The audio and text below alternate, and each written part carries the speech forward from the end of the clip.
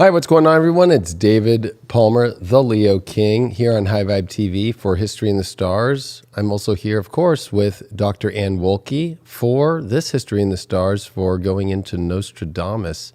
How are you doing today, Ann? I'm doing great. How are you? I'm so excited to do this episode. There's actually every single one I think we're both always excited about, but maybe I'm more excited about Nostradamus because he's an astrologer.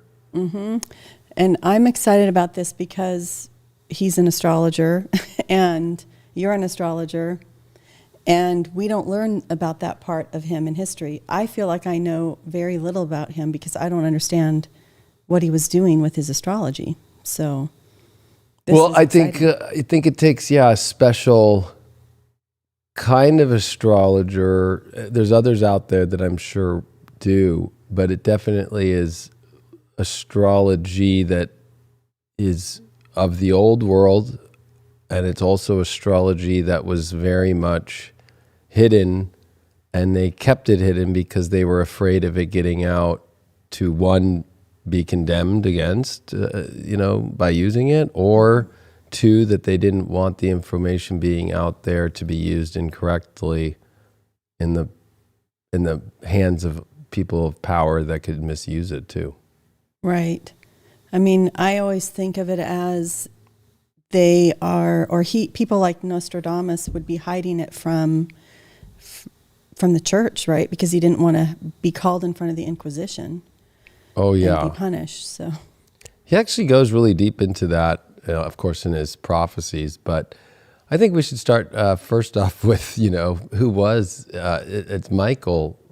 Michelle did Nostradamus. Yes, but I think he's one of those people that does come at a time where it's like he kind of piggybacks off the beginning of the Renaissance. I mean, there's people like Da Vinci who are, doing their great work, and then he kind of is born right when all that work is really starting to come out. Columbus has sailed to the New World. Like, it's kind of an interesting time to be born. It's much more the earlier of people to be born in history that is more talked about or studied, I feel like. Would you say so? Yeah, I think he's born at one of the most interesting times in history.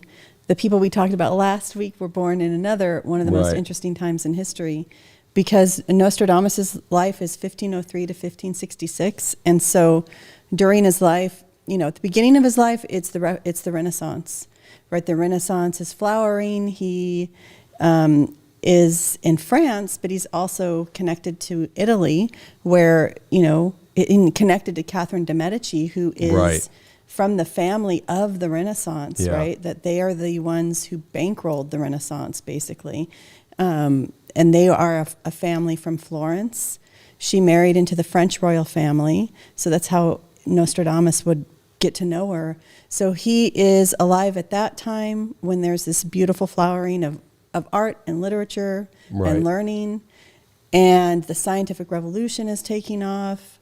Or, I always teach people it's not the scientific revolution, but scientific thinking, new thought about that, new ideas about the new world. And then religion the Reformation changing, happens. I mean, it's a really interesting lifespan, and his life ends right as the French religious wars are beginning. So it's like he's born in this unique time where everything is in transition, and it's after he dies that things go really crazy. Right. So, I mean, they're super crazy during his life, but people are really fighting and starting to get very violent after he dies. That's true. So. He also does write about that in his preface to his son, in his prophecies book in 1555, about his concern of the world not only in his son's life that would be, but for extremely a long period of time, which he doesn't like to actually give that number. But he likes to say the New Republic. When the New Republic is shown up, do people start to finally understand what's actually happening. And in many ways, he speaks in code. Right. And he also is known for burning a bunch of the older occult books that came from the 15th century, 1400s, and that he would have been somebody who could have passed it on to people, but chose not to, chose to hide it in code. And even his prophecies are all hidden codes. They're not meant to be known in chronological order or even be looked at as a typical person would try to think of, oh, let's see what this guy predicted. And it's funny because he's such an interesting figure that throughout history, through all the centuries that we've been seeing since his time of birth and death, people of every country, of every, I would say, religion have all looked to his work and have tried to pinpoint down, did he predict things throughout since his lifespan, especially even in America, 9/11 to, you can go on the list to JFK's death, to, there's a lot that people almost like look to him like, did he predict it? Or he's a great History Channel, series of what was Nostradamus doing? And they always show the candlelight and the nutmeg that he overtook in his night, Did he have nutmeg? I didn't know that. So he's connected to Indonesia then. Yeah, he would like not, of course, use like psychedelic substances, but he would, use different nuts and different, he was an alchemist, so he would use different things to put him in a trance state at night. Because he said that the day was already feeling like a trance. And I thought that was really interesting in my research of him, is that why is it that people like myself or tarot readers or astrologers or people that really dive into these occult sciences are people of the night? And one, of course, is to be an astrologer, to see the stars, you have to be up at night. Right. Or like the lunar eclipse that's going to be total, that's going to be here on November 8th. You have to be up at 2:13 a.m. when it's going to be at its apex to see it disappear. So I think of like the way that people lived back then, that was more normal anyway to be up at night. Yeah. We don't realize that. I mean, I think a lot of people do understand it now, but people lived more round the clock kind of lives at different times, where you would be up in the middle of the night sometimes, and the days were much more flexible before the industrial, time set in. Connected that industrial revolution and the factories beginning and starting to, have that idea of everybody's going into the same place at the same time. This might be an off-the-wall question, but especially when the printing press comes out and publishers, of course, there was the Crown or the Monarch that definitely had a big influence in that. Or if you're talking about, Catherine bankrolling the Renaissance, were they bankrolling printing presses and so forth too? And so it's the Medici family, and Catherine is from that family in Florence, but they were bankers, and they also were an influential family in the Republic of Florence. So, which is it's a place in Europe that would have had a few more freedoms, and they were. But you were asking about the printing presses. So they were investing more in art and architecture. And the centers of printing were primarily in other regions of Europe during that time. I'm trying to think Amsterdam and France, Germany. Yeah. Right. Have you ever, there's a famous map. I'll have to look and see if I can pull it up. I just know from buying old books down, I've become, as Lauren here at Hive, I would say, a crusty, an old Taurus moon at the last degrees of Taurus moon, that I have all these old books. We need to get you a pipe and a jacket, a tweed jacket with patches on the elbows. I would love that, actually. But that's what's interesting, is I've had to learn this through buying the old books, is that it's only in, especially occult books, right? It's like, okay, German, Latin, on it. Oh, Siri? What is it? She's looking She's for trying your occult really books hard now. to take over the old books. But no, yeah, Latin, German, of course, English, Old English.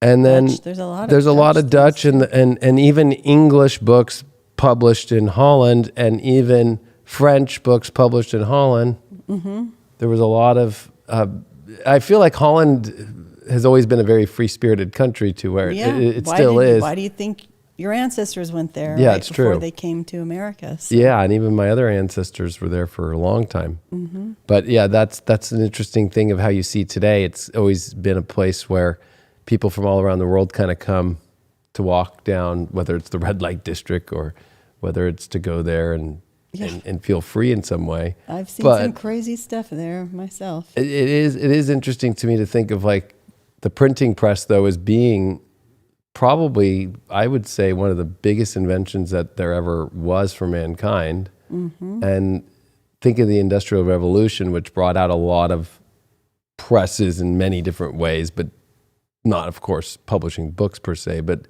that it would have not been like, oh, you're not here at 8 a.m. Of course, they weren't looking at a watch. They were looking at a sundial. It would be like, oh my gosh, I need to run to the sundial right now and see what time it is. Am I there on the right time? Oh gosh, I'm late. And then, there's the boss sitting there at the sundial. You are so late right now. You're fired. It's not like that. No. Well, yeah, you didn't leave your home to work, really. You would have been working more in your home, or you would have had a local workshop that you were apprenticed at, or, you're learning your craft somewhere in the community. You weren't going outside of your town to a factory or to an office somewhere. Right. A lot of people lived over their shops if they were shopkeepers. Right. So... Wouldn't the townspeople at the same time too all kind of maybe be, if there was a problem, everybody just came together to fix it. If there was a fire, it's not like, There weren't fire departments. Yeah. This is an interesting fact. In 17th century England, one of the reasons the Great Fire became such a problem in 1666 is that there weren't fire departments, and there were houses that were wood, and they didn't have regulations and building codes, so it could really take off. And also they had private fire insurance. So if you had purchased the insurance, then they'd come and try to put out the fire. But if you didn't purchase it, they didn't care, right? But that would put all the buildings in danger. So yeah, it reminds me of that scene from Interview with the Vampire when Lestat comes back from the swamps and he wants to get revenge. Mm-hmm. And Louis accidentally throws the lantern on him and catches him on fire, Lestat, and they jump back on the boat to go to actually Europe to go try and find vampires because they don't know where they're at. And as he watches the whole New Orleans town burn down from one room that caught on fire, it reminds me of, there must have been, and it's probably not recorded too much in history, but just so many towns where a fire caught and they must have spent maybe years building things and just the fire took it all out. Somebody took the lantern and it fell, and that must have been really stressful. Yeah, that, and do we want to talk about fire in general too? Well, you know what? That's really weird because Nostradamus brings up fire a lot. Oh, does fire he? From the skies, especially. Yes. Well, because it would have been such a danger. That was a threat, even in your home, where they had open hearths to cook. Right? Mm-hmm. We think, I don't know, in the United States, we might get to tour 18th century locations and very rarely a 17th century place. So we're used to seeing kitchens being, even in old buildings, they would be separated from the rest of the house. But in a regular, normal person's house, your stove is like, it would be sort of like that bookcase or the area is your hearth. As Nostradamus and John Dee would call the vulgar, which is the common people.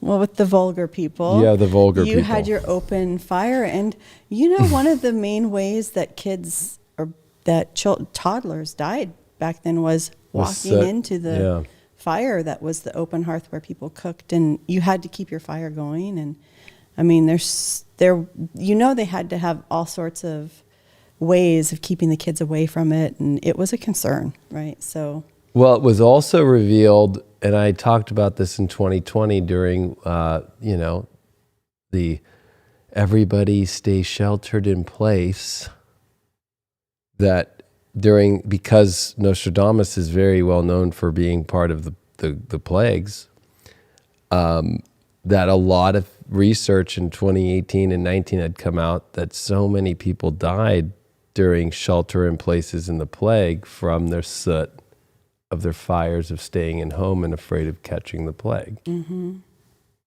So no matter what I've seen through the history is whether it's plague doctors and Dr. Schnabel, mm-hmm.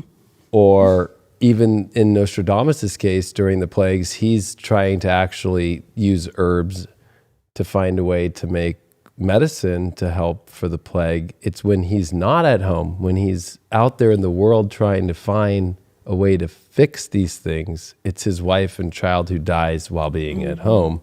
And how many people died at home in the old days too. And it was the plague doctors bringing it into their homes. And it's just so weird to me that the idea today to stay at home would save everything, and it didn't. And then all the data came out that it actually did more harm just as much as it was in history at the same time too. Yeah, and we talked about that during the shelter in place times. And, what I always think of for that is completely unrelated to Nostradamus, but it's during the 19th century with tuberculosis. Oh. In our country, and I guess all over the world, they thought for the longest time if people had tuberculosis, which was a huge killer, big one, to keep them all inside as well. And it wasn't until these innovations in the late 19th century where they started to have hospitals, right, where you had the big windows and porches, and they put people outside and let them have fresh air. Because that's probably why Doc Holliday made it so long with tuberculosis. Because he was in the West. He was gunslinging and drinking and having fun while he was still looking very pale, as Val Kilmer's character was. But he did play a good Doc Holliday. But but if anybody doesn't know what tuberculosis is, it's Doc Holliday. Yeah. And then that's also what Hitler was going after when he came into power, was tuberculosis. That's what he tried to stop at the very beginning. It was a huge killer. Yeah. Right? And not something you could stop because it was so contagious. Yeah, and that's what's interesting about Nostradamus, is that's how he really gets, I guess you could say, maybe noticed in history, is like where he's a common man. He's who's out there as a common folk, I guess you could say. It wasn't like he was some esteemed person to work out there in the fields and so forth. And for him, going to the university was very difficult because, of course, he didn't have, an esteemed name that was known for that. Mm-hmm. And he used his hands. It's like in China, if you have fair skin, you're looked at as a good person. That's why they wear those crazy. Have you seen all the Chinese today, how they wear on the beach full face and to your feet bathing suits for the last decade? Because fair skin means you're not out working. You're not a common vulgar person. You're not a common vulgar person. But that's true. I mean, but you know what's interesting about Nostradamus, or Michel de Nostradam? The reason that he has that last name, which means Our Lady, is because he came from a family that had converted from being Jewish. And so when they converted, the family took that name, thinking, speaking of tuberculosis, hopefully I don't have it right now. I'm sitting here coughing. But they took the name because it sounded so pro-Catholic and pro, if you were living in that region of France at the time, you wanted to be Catholic to get all the rights and privileges of being a normal subject. So his family had converted, but there are people who say he learned a lot of his occult practices from a grandfather who knew the Kabbalah and ancient occult traditions. So I don't remember why I started talking about that. Well, oh no, just like his upbringing and how going to the university was a big deal, and it was not easy to get in. Yeah, because and he wasn't from a connected family, his hands were dirty per se, or used hands. Yeah. So, and he didn't last long at the university. He did go, and then the plague happened. Just how in Isaac Newton's case, right? Both very young, both very smart, both go to university, and then it gets stopped, and both go figure their life journey out. Of course, as we just covered, Isaac Newton, his was, of course, I'm going to figure how my calculus I've figured out, and how this apple falling from a tree. And Nostradamus is, there's a plague. I'm going to go figure out how to fix the whole plague using herbs and different spices and using practical knowledge applied to the real world. Yeah. You know, he wasn't imagining what's the most infinite amount of time we can calculate, right? He was out thinking, how can I save people? How can I use my remedies to save people and my knowledge to heal? Yeah, and it was medicine that he really started in. But back then, medicine wouldn't be like today. Medicine, you had to know astrology. Yeah. And all sorts of other things too. Right. And so I think that's what's interesting, is that the plague is such a big part of his beginning. And then, of course, it's also a big part of his, maybe, of course, during the times that he did write his prophecies, that, of course, plagues were very big. It wasn't like today's time where it's like, is this situation over? Is the pandemic over yet? Okay. Like, it's not like that. It just is, it's everlasting and just continues to come in waves and towns and cities and different times. And it's just something that becomes kind of normal. And then he actually makes his prophecies. He talks about the plagues a lot. And that's also why I use the term plague when I made my predictions, because that's an astrologer's term. We wouldn't say pandemic, we would say plague. Right. But that's what's weird to me, is that he prophesizes dates. The only date that he ever prophesized was, he gave it in days as a code to the actual days, months, and years. And there's a secret about that time period, but it is when he is correct in his prophecies of when the plagues would end, for his idea of the plagues at those times. Because all through the 1500s and the 1600s, it comes back and with a big bite in the 1600s and doesn't go away. And he predicted that in 1732, by June 12th, that it would be done. And you don't see much history after the 1730s of them talking about the plague much, or thinking about the plague. Now, why did he say it would be done at that point? Do you know? Or is that something people are learning in your school? That's what people are learning in my school, because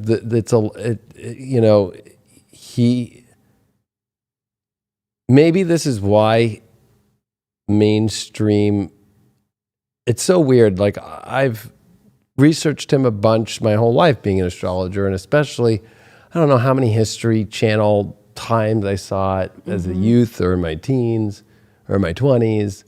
It would always come up, but it always just reminded me of the candlelight, the man sitting at a table, and then they make the predictions so ominous, like, and they make them seem like they're really crazy, and then they don't give you any of the deep information of it.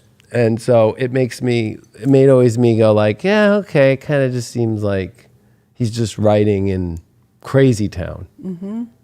But after doing all the research, and then, of course, having the inspiration of John Dee's work and others because John Dee and him were living during the same time, I think that's really interesting. It is interesting. I mean, we were talking about this earlier, so it's the time of the Renaissance, when it's this idea of a rebirth of old knowledge and all of the old wisdom coming into Europe. But at the same time, you have people like John Dee and Nostradamus, who are interested in the future and this idea of prophecy as well.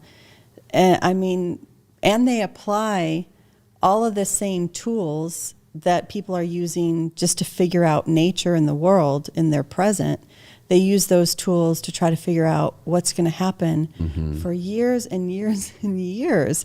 That's just the weirdest thing to me. Why all of a sudden you have these people who are so interested in prognosticating things?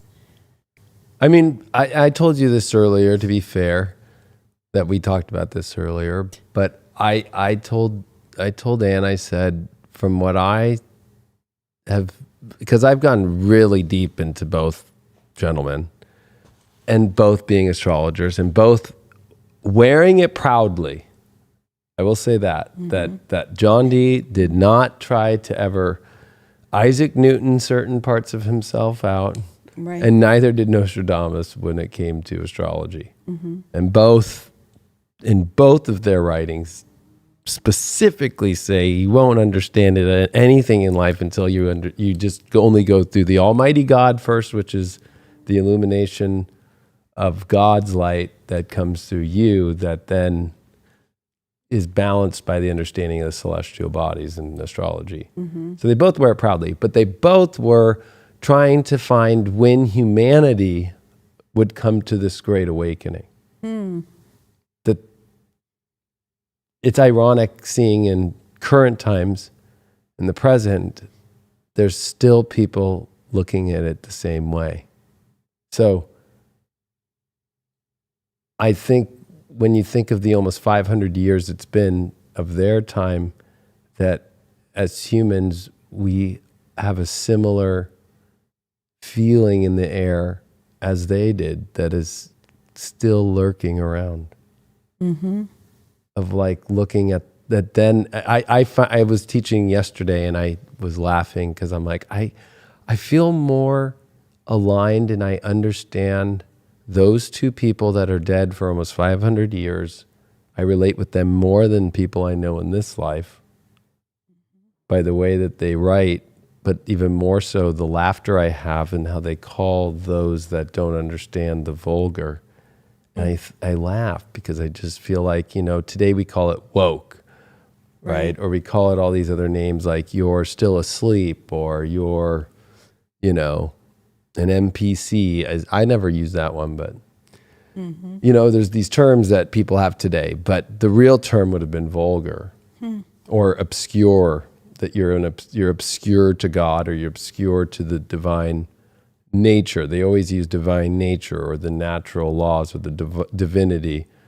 And so they were really trying to give also not just what the future is and when that time period comes of this great awakening or illumination of our collective, to understand what has been hidden from them. And that they both have a very weird thing with churches and the people of letters, as Nostradamus would say, which would be the intellectuals or the people of the church. But it's this common theme of like also representing that God is first. So they both loved God. They both put the Almighty God first in everything. So it's not that they're not religious per se. It's that they're not in line with God's connection through the religions, but just through God.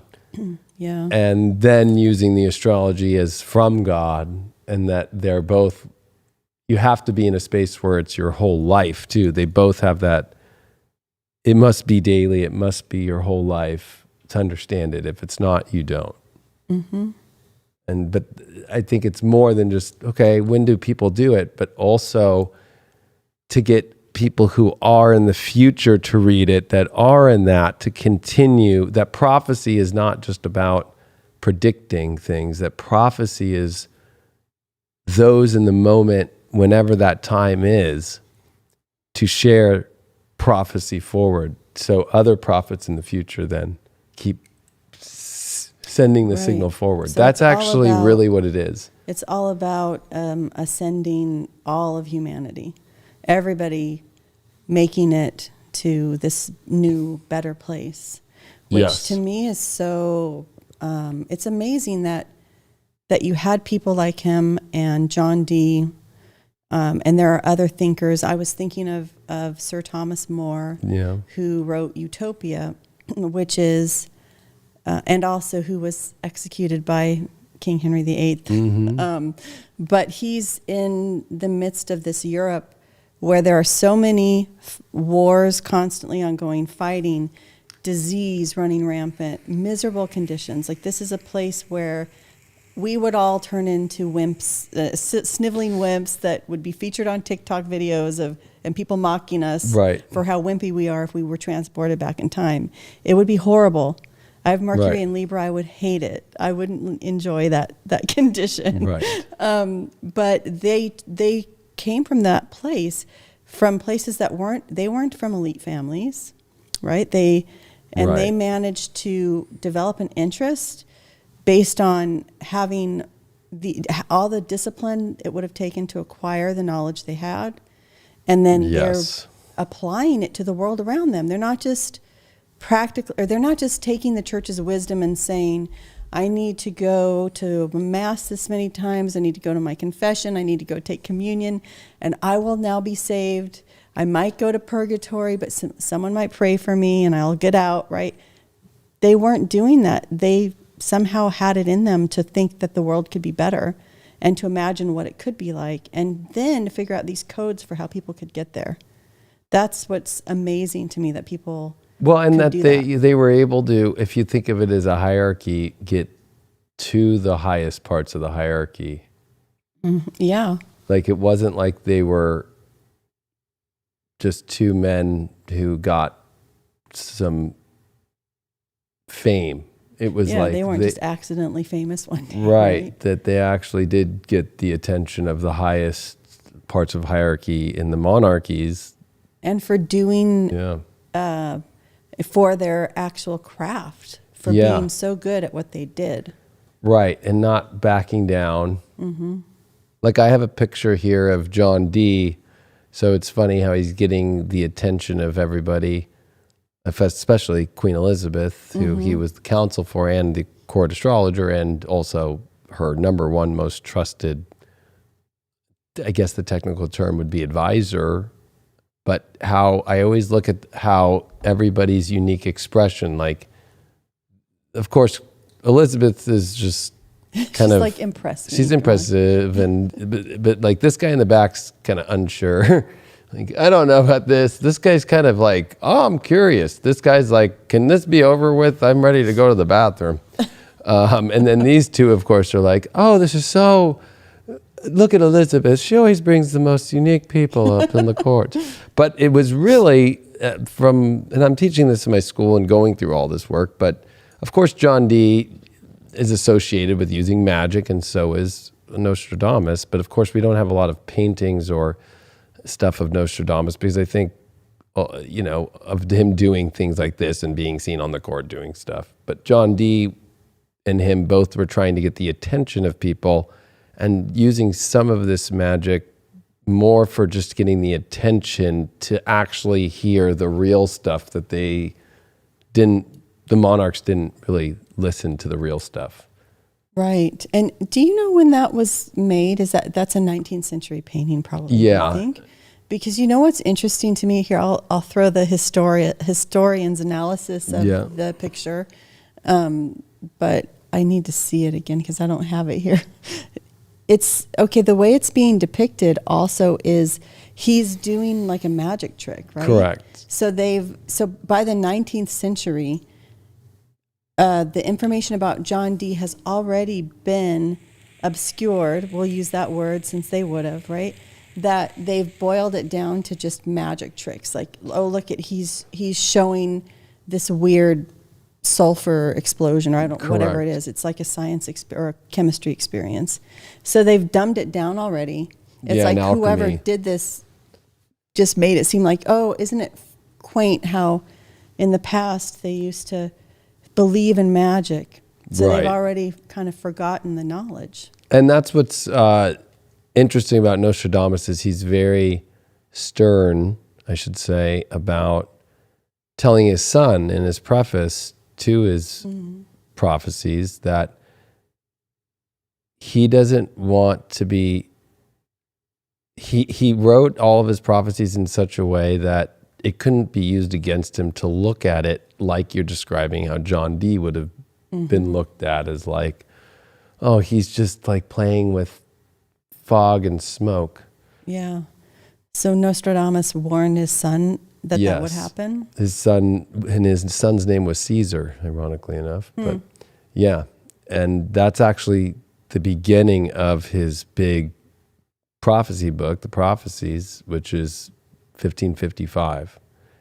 What's really interesting to me is that John Dee's many works, but his specific work of the hieroglyphic monad was all about numbers, the Pythagorean theorem, of course, astrology, all these very deep occult subjects, and how important like 5 was.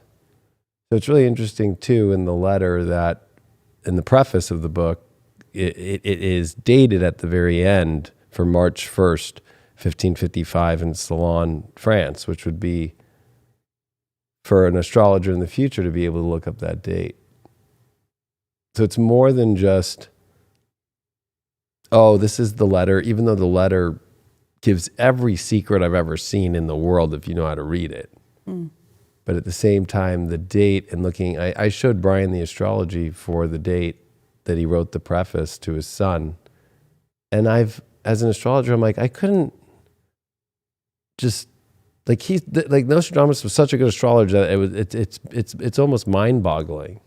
It's almost mind-boggling on how, of course, back then, you're having to write charts by hand. Back then, of course, it was still a flat earth and the firmament that he writes about. And back then, at the same time, too, you're having to use your own telescope to understand this stuff, and you're having to do it all on your own. It's not like you're going around and, you know. There's not a book you're pulling off the shelf. There's not a computer program.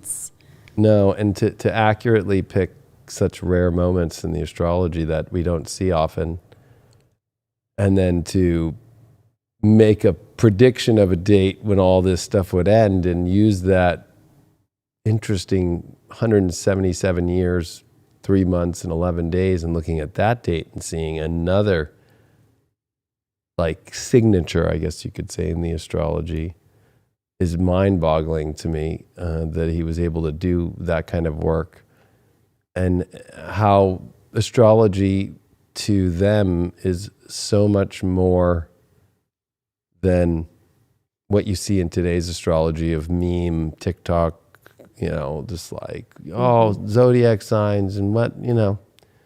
It was their whole life. If anything, they would be probably like upset. Yeah, when we have all of these computers and abilities now to not have to do the calculations, and instead of saying, okay, now we can really use this because we don't have to waste our time calculating, we're just like, oh, now it makes it easy. I can just look in my app and see what the moon's doing today. Oh, how fun. I mean. Well, and they were not obsessed with they weren't obsessed with individual astrology as much as they were collective of what's happening in the world. And the understanding of astrology being the true understanding of the universe, that it's how you understand God too. I mean, if you want to, I know there's John Dee coming into this a lot, but I think it's interesting they're both of their works come out within the same 9-year period. Right before Nostradamus dies, John Dee's Hieroglyphic Monad comes out in 1564.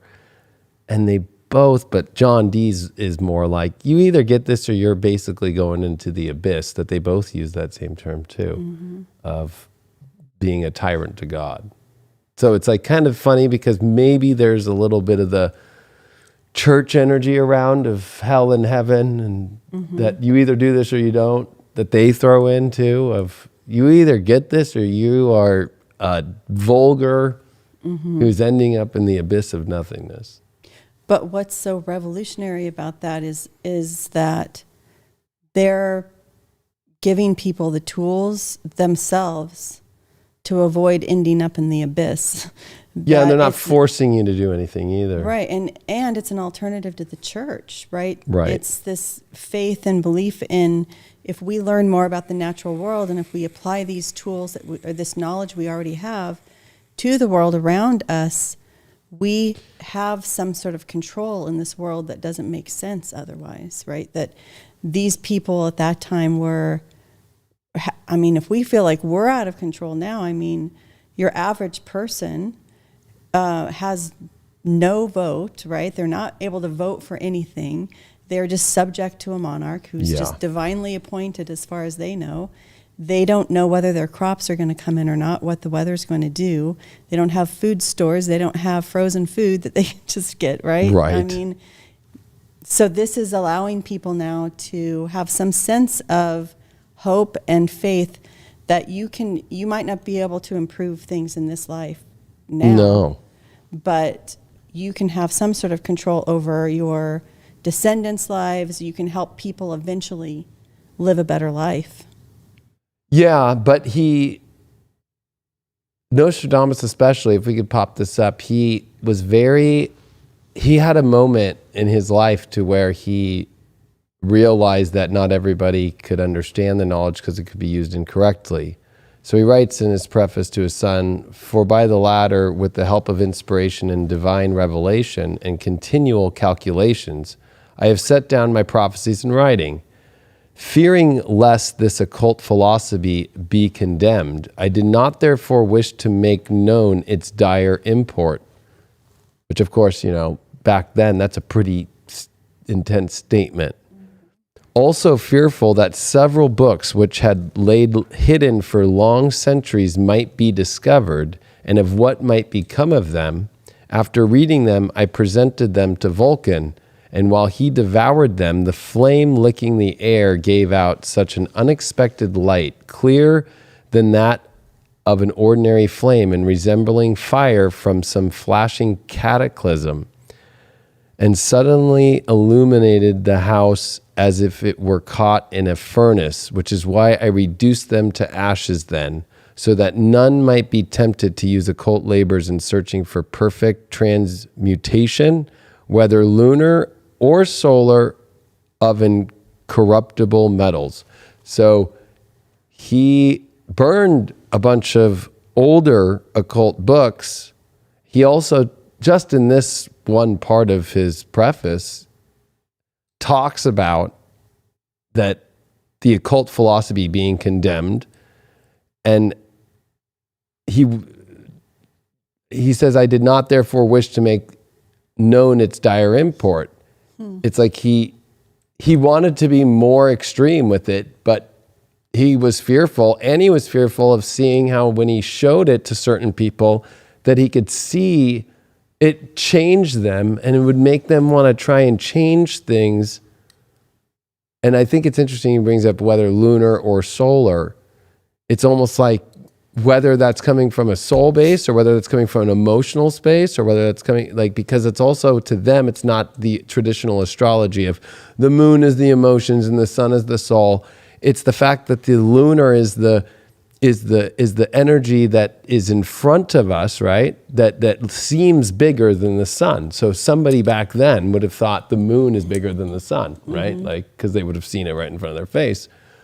And they would have been like, well, of course that's bigger, but how it's the moon that is desperate for the light of the sun. It's the reflecting of the sun. And that many people at that time couldn't even understand that kind of concept, let alone if you were to tell them some of that stuff, that they could try and also use some of this work. And maybe we're seeing that in today's society, right? This idea of transmutation into situations. And he didn't want it to get messed with because it could go in the wrong direction or be looked at as false, or also create kind of a false version of it, which I see in a lot of astrologers today who are trying to also change astrology and change the ideas of it and so forth.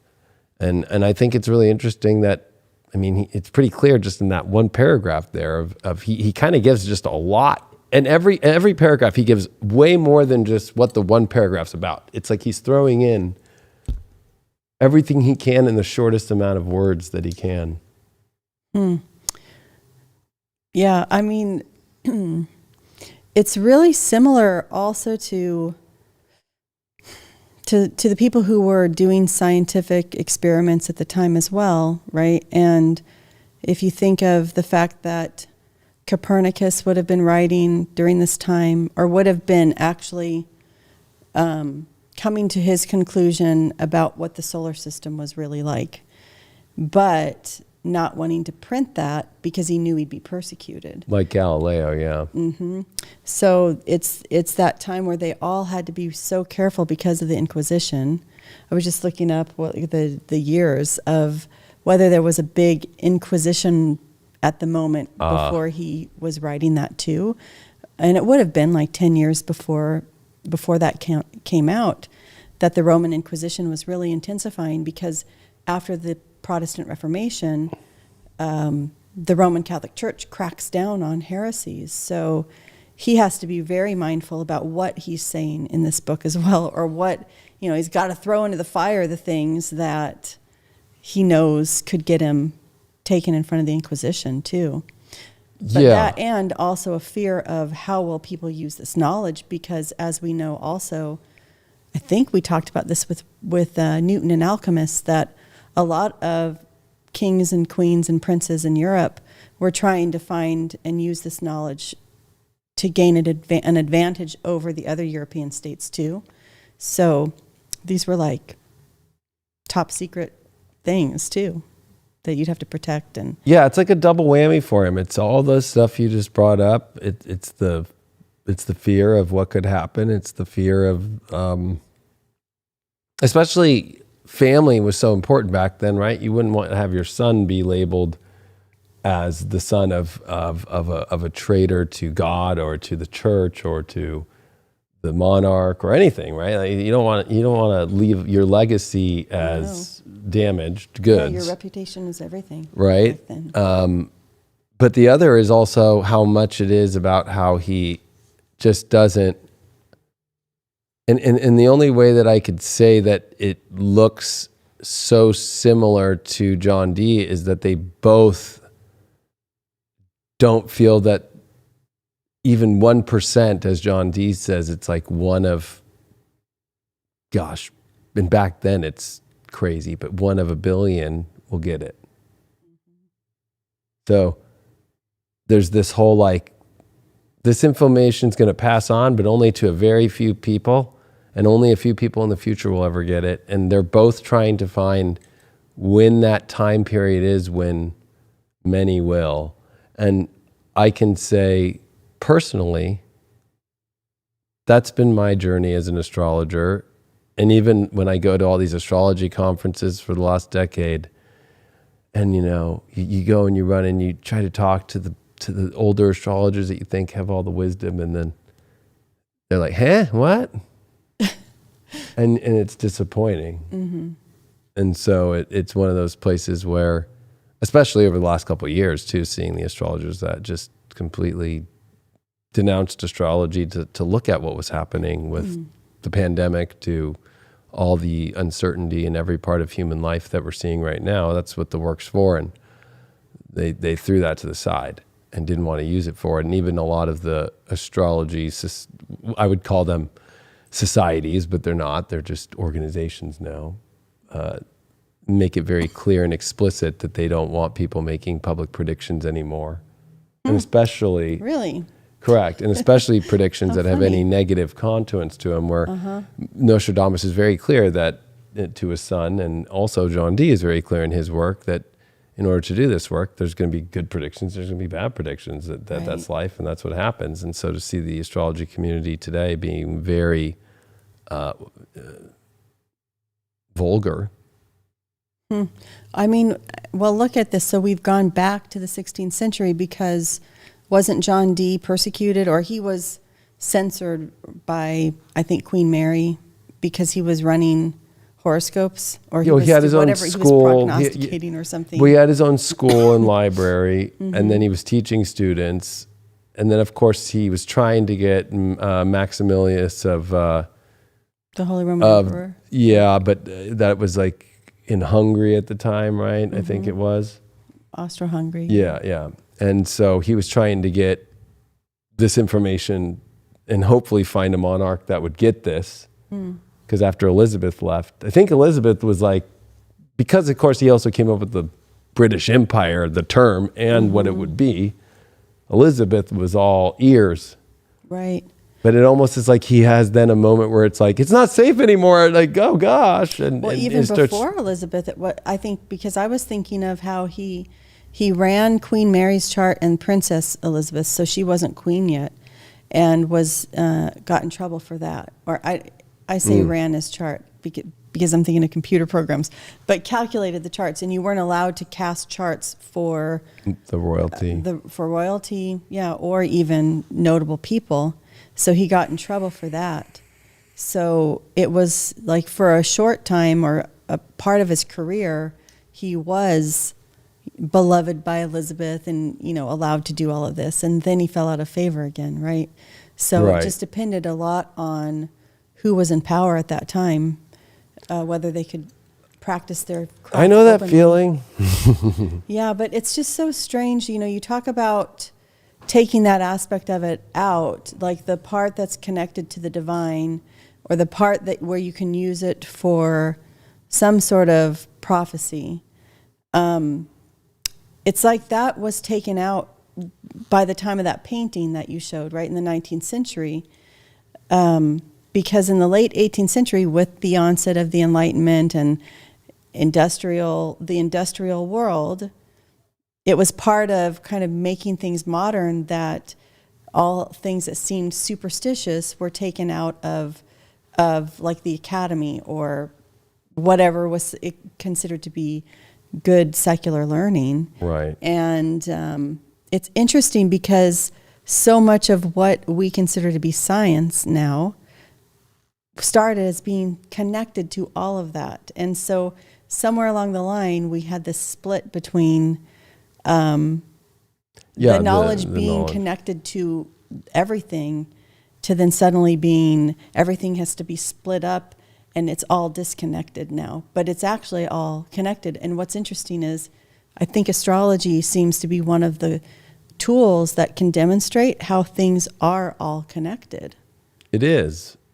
And it's sad because I feel, if I look at like Leonardo da Vinci, who was right before both of them, and if you look into his work, besides his paintings, of course, which are just by themselves already, they make a photography picture look crappy. He was that good. Yeah. But his drawings, his notebooks, his books of, he was an all around everything man. Mm-hmm. Renaissance man. He was a true Renaissance man, but he also was in disguise too, working with the church, and I almost feel like it started to become a thing where it's almost like, I think of today's world, and it's almost like with social media and the censorship today, it's almost kind of like, we've learned from what Da Vinci did. Like he painted stuff for us, but he had all these hidden codes in there, like the Da Vinci Code. I think, there's something true to that, but it's almost not what the movies or the book, especially the books from Dan Brown, show. Like he tries to show it as the blood of that it's more than just the blood of Christ, that it's the blood that also is the feminine and so forth, where it's much more of showing astrology, like that's what the Last Supper painting is, right? And that's sitting in one of the most greatest places of the religious order of all time. So I feel like it's almost kind of like a thing that's kind of catching on within the realms of the churches, like, hey, these people who are really skilled and know what they're doing also at the same time are putting codes in everything to try and wake people up. So it almost becomes the same way you see that today in censorship on the internet, right? Like they have their algorithms and they have their ways of being like, oh, you've reached this far, you're going to say something? I know it's kind of a weird way to look at it, but... No, I mean, I think it's not a weird way to look at it. And we know that they put codes in things. And one that's really interesting that maybe we need to talk about at some point is Michelangelo's paintings in the Sistine Chapel at the Vatican. It's full of messages that people even at the time would have understood, and probably the Pope would have been okay with. But I think we've lost a lot of an understanding of what the visual culture meant for the people of those earlier times. That for us, we're just fascinated by the fact that the symbols existed, and it really represents this language that a lot of people understood, even beyond the astrologers and the people who really, really knew it. I mean, because you'd have to think of how many people it took to create all those things, that you have all these workmen who would have to be involved in it as well, right? Like, there's a lot of understandings of the meanings of all these things on so many levels that we don't even think about today. Not at all. And we don't, knowledge isn't as, okay, we think we're so smart now, and we should be because we have our computers here. We could know anything, right? But we're so limited in the scope of what we know, because we, like I said, we've separated from the larger overall meaning of things.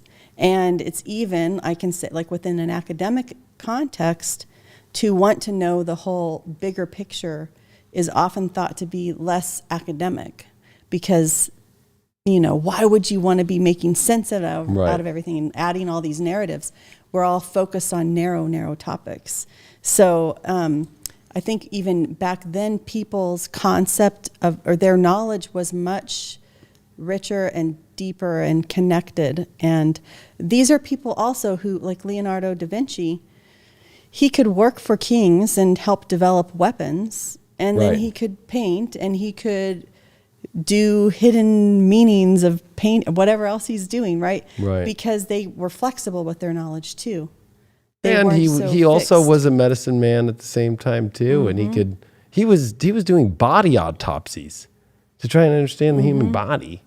Leonardo da Vinci is another one we need to do, because he's Benjamin Franklin even might have been doing that kind of stuff, because they found a lot of skeletons under his house in London. Oh, he probably did that as a parlor trick for all the girls, because he was such a ladies' man. Yeah, he probably hooked him up, made him. He's the one who started the whole jingling skeletons on Halloween and got all the girls all, oh my God, Benjamin! All right, let's not start that. Oh man, I wouldn't be surprised. But you know, when it's interesting that you bring up how it really is this look today in the intellectual world, which it is very smart. You can't deny it, but it's about the sequence of, we have something like the James Webb Telescope now. And I talked about this on the Jimmy Church show, and Jimmy agrees, we both have a same agreeing, that if you had the power of that telescope, where would you go look? Of course, they have a general consensus of the international community that comes together and all agree on areas to go look that Hubble had already found to look deeper into. But I'm sure there's a list that it's like a kid in a candy store, like, oh my, I'm going to go look there, right?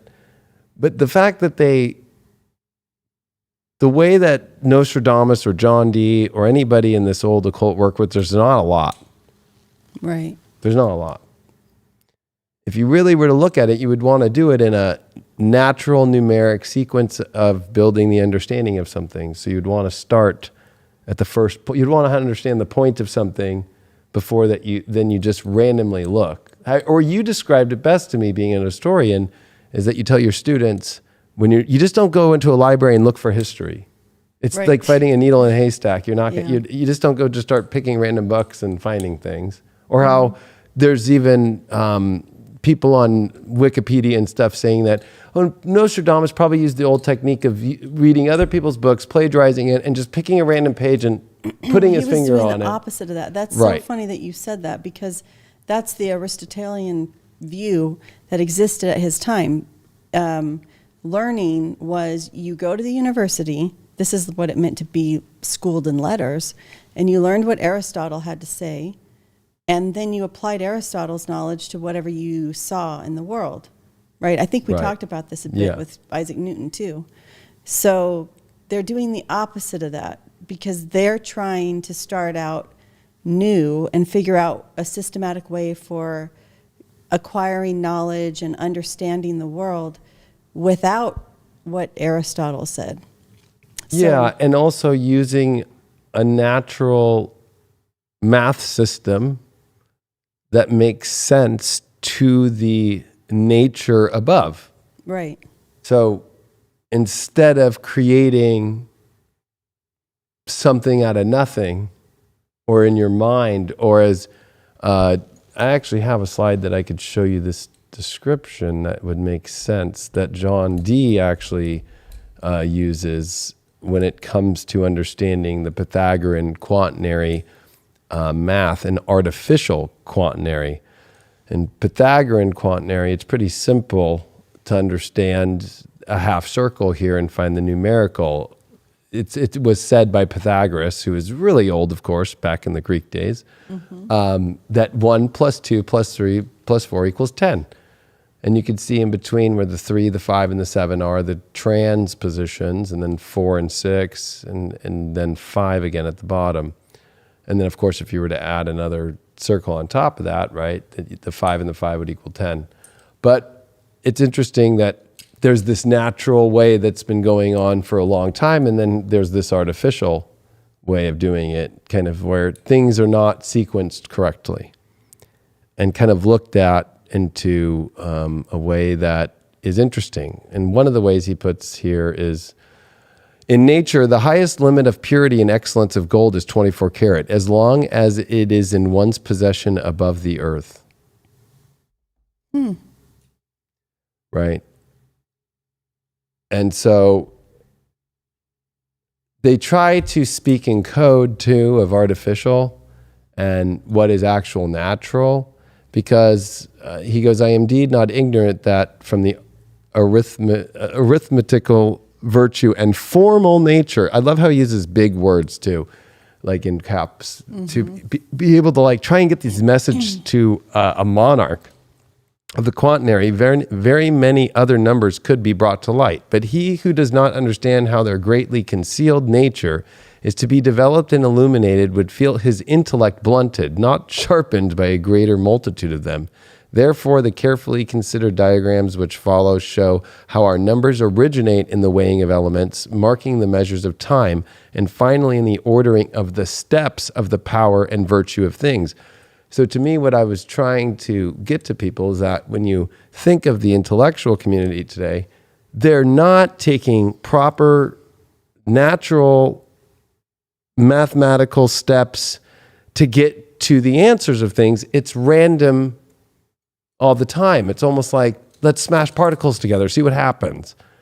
There's bacteria on a planet that's on another part of our universe in another galaxy off a star that has 3 revolving planets that look Earth-like, but they're not seeing them. They're mathematical, like devices that are giving it. And that's the other thing about quote unquote science today, is using devices to get the understanding of things.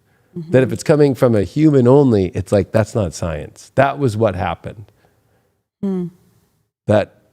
That's where science today has transferred to this not human, that there's a device that's registering the measurements for you, opposed to the human doing that. That the idea is that a human could change it or be in failure, but it's quite the opposite. A human using a device or using math or using anything incorrectly would be the true way of looking at it. That you could use a device incorrectly and it could be wrong. But because the device says it's so, in science, the device is right. Yeah. That's the crazy part to me. And that's where also Nostradamus was coming from too, was that you can't understand his prophecies unless you're doing it from a place that understands the proper natural mathematics, the natural numbers, and the natural, of course, he calls it original astrology. Original astrology? Like the old astrology, like the astrology that's been used. Okay, so especially because they're up in the northern hemisphere, so they're not referring to Vedic or Indian astrology. They're using Greek and Roman astrology, or even Mesopotamian astrology, anything in the northern hemisphere that they would have learned. So, and that has a lot of characteristics about the understanding of Roman numerals, math, but even the understandings of understanding the horizons, understanding the celestial bodies and the super celestial, and the understanding of beyond that is God. And so that's not the view of the science at that time. And also, if you think of the firmament, which of course during that time the earth was flat, so it was this dome firmament, right? And there was multiple spheres in there. But also those multiple spheres, also in Dante's work, he talks about the spheres to get to, once you get out of Purgatory, you're just now on earth, and then to get to Paradiso is the understanding of the spheres, which are the planetary spheres, and the firmament, right? And when you think of when you're looking at the math and you're thinking of the sun, whether it's setting and you're seeing a half circle, right? Or it's a moon and it's in a quarter phase, you're seeing a half circle, or you're seeing a full circle. This is how they were doing the natural math, because that's what you see up in the firmament. It's half a circle that we're on. So that's what's kind of crazy, but that would mean that there's like another side that would be the same math. And if you were to take both fives and bring them together, of the bottom of where the circles meet, that it would be 10. And that's a cross. And then you see that's the sign of Earth is the cross, which is an X upside down, which is the part of fortune. And then the two V's, which that's actually in Da Vinci Code, what they try to show is the feminine as the cusp, right? Or as the chalice of the feminine, right? Which is one V, and then there's the second V, which equal the Roman numeral 10. But anyway, I can go on for hours on this stuff, and that's what I'm going through my school with. But it's like people are just that was not being used. Like just not no. You know, there was so much hesitation to all that, but yet it's so simple and it's so much more fascinating. All the students in my courses right now, especially Hypergate 2.0, and even Hypergate 1.0, there's something where you just feel so drawn into the work, and you get drawn into what they have to say and how they say it. And also, it's really simple to understand, yet it's so complicated for a lot of people, because it's like reverse engineering a false, crazy, mathematical, lost place. In a way that a person can understand, because you know what I find fascinating about it is that all of their science takes place from the perspective of the individual, because that's what was so earth-shattering about it at their time was to put an individual in the middle of the world that they saw and study it from the perspective of that individual, instead of it being the inherited wisdom that you were getting from someone else. Now, what was novel to them was you could be standing here on this flat plane of existence, looking up and seeing all the angles of, measuring the angles of what you saw in the sky, and and they were making instruments to measure things too, and to look better at the sky. But the individual is the one who is seeing it all and who is asking the questions. The one who's got the wonder of, why is it that this particular phenomena is happening, and now I'm going to go out and study it myself and figure that out. And that is what was so novel.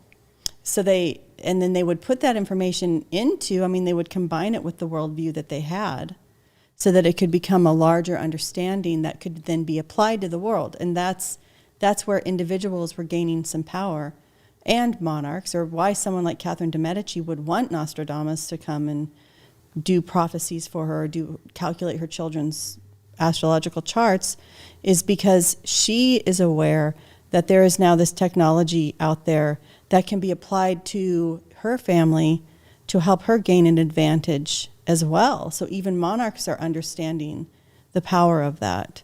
And it's more, you're just doing it because it's novel, or like if you're interested in some bacteria that's at the far reaches of the universe, that's great, right?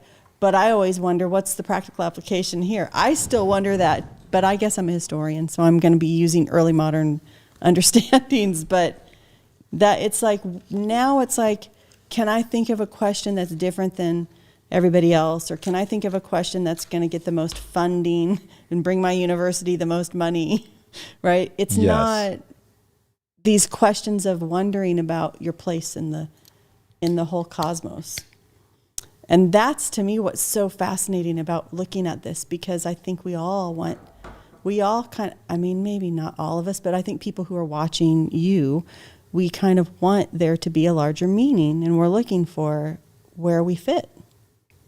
I don't want to speak for all people in the world, but I feel like that's what everybody is looking for, because I had brought on Evan Grimm, who's a TikToker, on Monday, and we had a talk. He's a TikTok astrologer, and I had brought up like the searching on planets for bacteria, and like, does it really matter if that bacteria were to die? Would anybody here care? No. Right. So it's like all the funding or all the energy is on all this stuff that if it, like we hear every day, like this supernova, big supernova event just happened, and a black hole and another black hole are conjoining and all these things. And it's like, great. What's new? There could be a reason that it matters to us. There could be, but that's not. Who's explained? There's not a person who is invested in tying that into something that we could learn about ourselves and our world. That's disappeared for a long time. I was going to say, when you brought up Catherine and how she was excited probably about having her kids or maybe people on her court's charts read or stuff like that, it's actually, to me, this fascination that did not leave and would have been a very big, difficult issue for monarchs with the Catholic Church, or even the Church of England under Henry VIII and after, would be the fascination with the Republic of Rome and how they became such an amazing and powerful empire, and also the Egyptians at the same time too, that astrology was at the center of their empires. Right? And how there was such a whole entire, millennium prior, there was such a battle of paganistic, Roman theologies, astrology, that was battling with Constantine and the creation of Christianity, and even the way that the first Bible and the first Christian rules came into effect in Rome through Constantine, that lasted for 500 plus years, even when Rome was sacked in 411 by the Goths, and then it was all kind of lost. And that's how the church or Rome survives through the Catholic Church becoming a new centralized power system of Rome. That it's almost like the fascination of the Greek and the Roman philosophies and the Egyptian, because there's a very deep connection to them there too, would have still been extremely powerful and understood to these monarchs, but they probably never would have said it out loud or wrote about it because they want to come off as the powerful ones. But there would have been a fascination to anybody who understood what they were doing, because they had been blasted for, I mean, if you think of 1555, let's say, or during Catherine's time, 1530s, let's say, it's like, okay, Constantine was 325 AD, so that's over 1,000 years, right, of this knowledge that others have that has been passed on. But the Christian knowledge that had been passed on was through people having some dreams and some scrolls, and also there was a lot of changes in 800 through the 1200s of the Catholic Church changing things around a lot. That there would have been this some counselor, some knowledge, or somebody informing, like, hey, there's also this other side of things that, if you think of the squalors they were living in, and you think of the great Roman Empire, you would have been fascinated by it still. Yeah. And it was in the Julian calendar, which is named after a Roman, The calendar system still came from the Romans. Yeah. And that's the whole weird thing to me of why all the work I've done, Age of Deception, all these things, is like, if it was the true Christian Catholic Church, they would have redefined everything and gotten rid of the astrology, period, if they really thought it was evil. They wouldn't have kept the Julian calendar system or even July and August and Augustus. They wouldn't have, even in French, especially when you read in any of the books, the predictions and stuff of the months, right? I mean, they're even in French, you could tell it's Roman. Augustus and Julian, you know. Yeah. Like there's these Italian and then, of course, Greek and Roman ways of looking at the whole understanding of it all that is stemmed from astrology. That's the craziest part to me. Well, and that's what that's what Kepler was up to, right? Was that there were people who were trying to make the calculations better, right? Because they wanted the church calendar to be correct. And they never were correct. They got as close as they could, right? They had to alter it by weeks. Yeah. Yep. I mean, and they did, but they did do that because they were still using astrologers.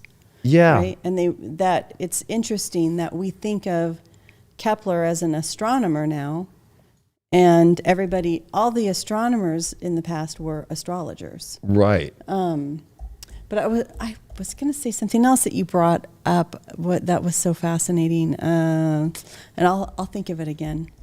Sorry. I was going off on a little tangent there about the Catholic Church and Constantine and Rome changing to Christianity through Constantine. And Constantine has just a vision of Christ while he's on the battlefield of the cross and of Jesus coming to him in a vision. Right.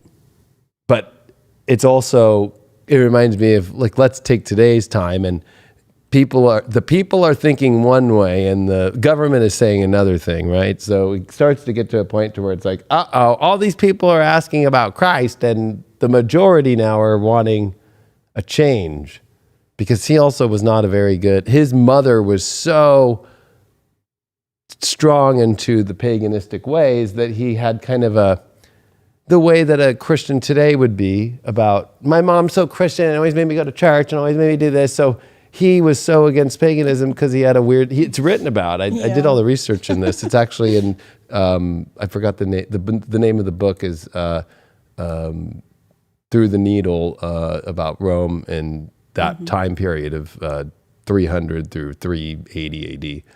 But it's crazy because that's what happened. Was he was like, also at the same time, like, the people are screaming one thing, and he just wants to do what's the best for what the people are saying so he can stay in power.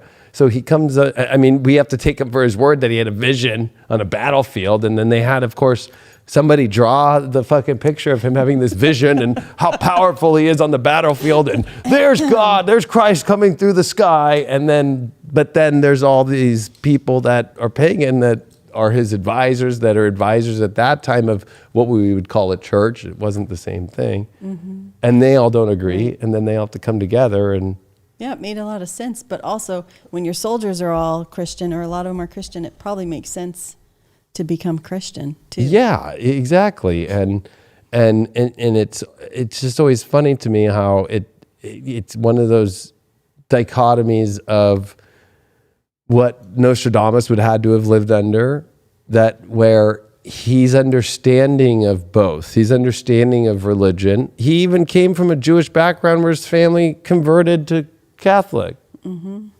So it's his father's passing on Kabbalah, his father's passing on Orthodox Jewish tradition, but at the same time he's taking in Catholic traditions. At the same time he's taking in all the occult knowledge that the Kabbalah, which is used in Rosicrucianism, which is used in so much of the occult understandings as well, but also from Rome and also so he's getting all of it at once, and then getting to this understanding, and then actually looking at the stars.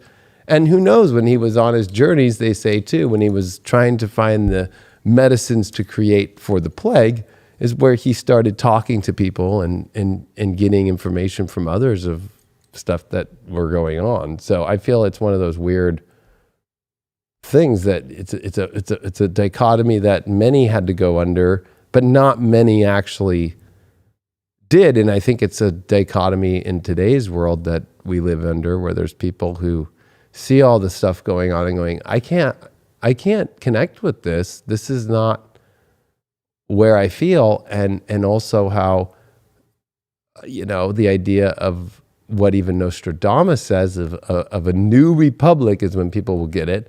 And I think of the republic we live in today, or you mentioned the Republic of Italy back in the days of Catherine, that there's an area of more freedom. But it's interesting to see that it's almost like it's freedom, and it's in times of duress of freedom that prophecy and the work gets more intense and more deep and much more potent and much more important to get out. Well, I mean, he lived at the ideal time to be able to do this, because it was a time where that old system was breaking down, and it was, I guess it's similar to what we're living through now, because that paradigm is shifting, and we can see it has shifted, but there's nothing in place or nothing there to take its place yet.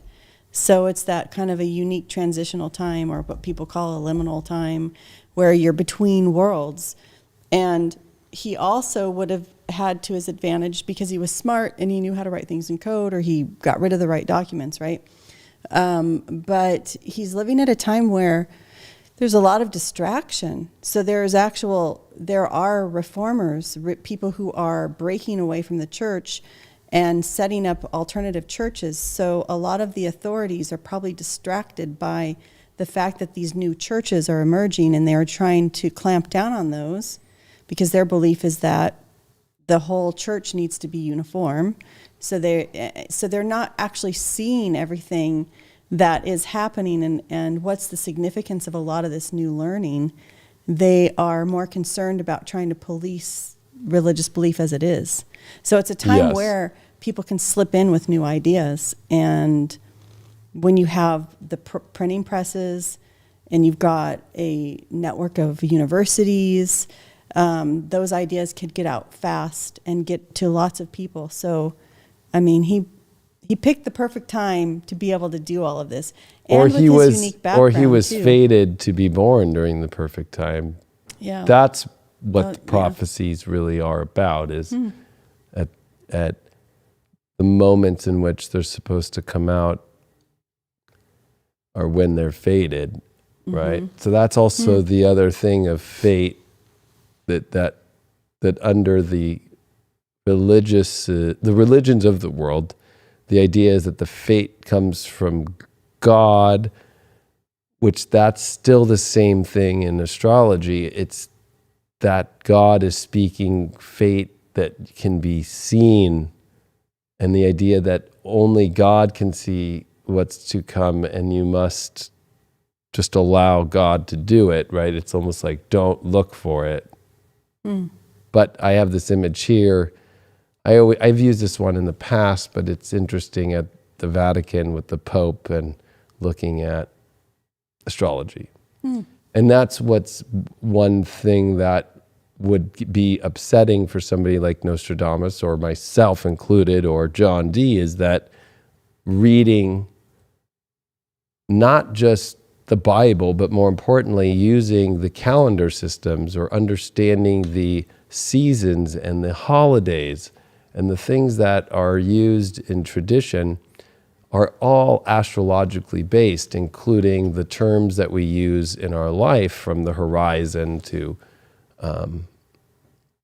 our sunset. These come from Egypt, they come from Rome, they come from places where astrology, or pyramids pointing directly at certain places in the zodiac.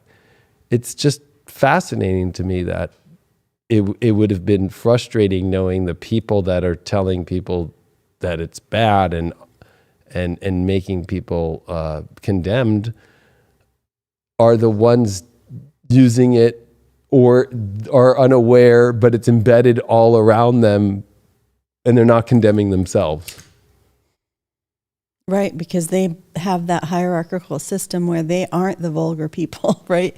Right. Yeah, I mean, they also feel that they're the ones who should control it. Yeah. So where Nostradamus also understood you shouldn't just allow a common person who might not understand what that knowledge means. Right. Right. He's wanting to protect it in a different way, but the church is wanting to control it. They don't want that knowledge to be out amongst the regular people at all. Yeah, and especially in 1555, it would have been an interesting time to put out his prophecies, because that would have been already a Church of England, with the Catholic Church seeing a major blow to it to see England separate, and the schism that happened. Mm-hmm. That was the correct term, right? And that would have been a moment, maybe as somebody like Nostradamus, like, oh crap, it's starting to go down.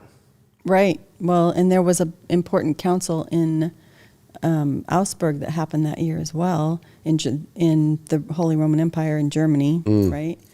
That's dealing with some of the attacks that had happened with Lutheranism, with Martin Luther's works. So, and then there's a church council for the Roman Catholic Church that has been meeting to try to determine what's appropriate Roman Catholic belief. So it's actually a time, I don't know, actually, what I want to know why he chose that date. What's the astrological significance that you talked about? Oh. But also it's an interesting date from my perspective as a historian, because again, there would have been so many distractions of other things going on, right? That it might be a time where you can slip your work out there all of a sudden and then just nobody's going to pay attention to what's the significance of it at that particular time. Well, I'll show you his chart first. Okay. Which is kind of interesting. There's some that say his birthday is either December 14th or the week of December 14th through the 21st, but Astro.com and also here on Astro Gold, they have it as December 14th, and a lot of people have it as that in 1503. But what's interesting is he has, of course, he's a Capricorn, and people have to remember this is older calendar system, Julian calendar system, so there's a difference, of course, from what you're going to see your sun sign as. Mm-hmm. Moon in Scorpio, and a lot of this Mars, Saturn, Jupiter retrograde in Cancer, which would have been a very weird alignment to be born under. Seeing, of course, Jupiter, Saturn is like what we just saw in 2020. Every 20 years we see them come together. But to have Mars retrograde in its fall position of Cancer, conjunct Saturn there, it does remind me of how he's very cautious, and he's very also about safety so much. He has a moon in Scorpio, so he would have been very secretive. And he also would have been very cautious about what he did. But with his Capricorn, Sun, Mercury retrograde, and he came in with Pluto and Sag, which is interesting that we just did the generational astrology, that, you know, he definitely would have come at a time of where that is kind of interesting to me, because if you think of the generations prior to Nostradamus, would have been the Pluto Librans and so forth, would have been the people of the late 1400s and earlier, which would have been the beginning of the Renaissance and the beginning, interesting. Right? Wow. And so he's kind of at the latter part of, even though he's not at the latter part, but he is at the latter part of that. You know, whenever I go to art museums and so forth, like you always see the first real art pieces being in that late 1400s where they're like smaller and they have gold, you know, around them. And it's like there's this beautiful energy and this very Pluto Libra or Pluto Scorpio and these people that are pushing the change after the Dark Ages, right? Mm-hmm. But he kind of would have almost maybe felt a little bit inferior, I feel, to them. Mm. And so when he brings up the old works in his that preface to his son in his book about the prophecies, I think it's interesting that I think he would have felt inferior to them, and he was doing everything that he could to try and leave something at the same time that was as good, but I don't think he ever felt as good. He was a very humble man. He even says, I don't even want to call myself a prophet, but it's still important to pass this info off. It's almost like he felt like he was not good enough to do it, but that he was good enough and was doing it just to get it out. Like he felt deep responsibility to pass on the info, that he cared about it more than his own feelings of inferiority. Like it's like he has a complex of not feeling good enough in his life to do it. And so, especially with that Pluto and Sag, I feel like, I mean, he's definitely a great investigator of all knowledge, and especially religion and all these forms. But, you know, looking at this chart, he would have had very deep internal battles. And I think for him, he had a ability to focus, which was probably his best strength, with Mars and Saturn conjunct, even both being, though, retrograde. The last time that you would have seen in our present history a Mars-Saturn retrograde conjunct in a water sign would have been during my year in 1984, although I was born after they went direct. But he would have had amazing focus. Mars-Saturn is also the two malefics, and he has them in a softer sign of Cancer, but even if he would have been a little bit more internally felt inferior, he didn't show it. He might have wrote it, but he didn't show it. And he also had, he has Neptune exactly where we just saw Saturn Pluto meet in 2020. That caused this whole crazy world to change.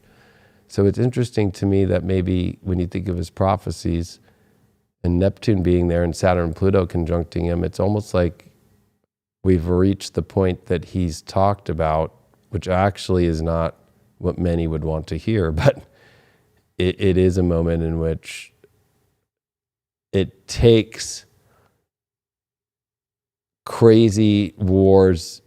In his words, it takes crazy wars, it takes fires from the sky, which he refers to as like possibly asteroids or God's wrath coming down in order to clear the damage of the false. That moments come and they repeat in history to get it to where finally humans will get it, that the destruction is good for those that understand, because it can wash away the falsehoods that everybody is living. And I feel that his deepest, a lot of people look at all of his quadrants and all these like things that he has, but his preface to his sun is his prophecy. That's the irony. They're looking in the wrong place. It's all written to his sun in code, and with his Neptune being right there, you would always hide as a good alchemist or somebody in the occult sciences. You always hide right in front of you. And then you create the illusion of look at all this crazy stuff over here, and that's where everybody looks, but nobody looks right as the preface to his sun. And that date, which if I were to pull that up, I have a Nostradamus. So I have the date of his preface to his sun, which is shown. It says March 1st of 1555. Now, actually, hour-wise, I had moved this. I don't know why I didn't save here. I saved this for 4 a.m. You won't. How funny, they want me to use. They want me to do that. So I put it at 4 a.m. because this was a crazy moment. It was the moment where Mars was retrograde, like he was born with, in opposition to Venus that was retrograde. So to see Mars retrograde and Venus retrograde at the same time is very rare, number one. Number two, to have Saturn that day ingressed it to the 0 point of Aries in the chart. And based upon a lot of the work that I've been doing, it is through his understanding of iron, which is Saturn, in its revolutions of completion to new beginnings in Aries, the fire, of where counting those cycles of 28 years is how a lot of his work was done. So he's giving a clue, because if you look at that day, you just go hours prior to February 28th, then Saturn was in Pisces, and it went into Aries. So the 0 point, that 0 point so powerful in 2011 when the planet Uranus crossed that was Fukushima that day. So every astrologer, including myself, were all out there saying something big's coming today, maybe an earthquake, right? And literally that day it was an earthquake, but also it was a tsunami, but also it was a nuclear power plant that was being flooded out, and that also created a nuclear catastrophe that was dangerous, and it was very Iranian. So there's something in astrology that all astrologers, most of them at least, I hope still, I don't know how many left with all these crazy weirdos out there now doing it, but that the 0 point of Aries is so important that he was able to calculate the exact time when Saturn was literally at the 0 point with Venus retrograde opposing Mars retrograde.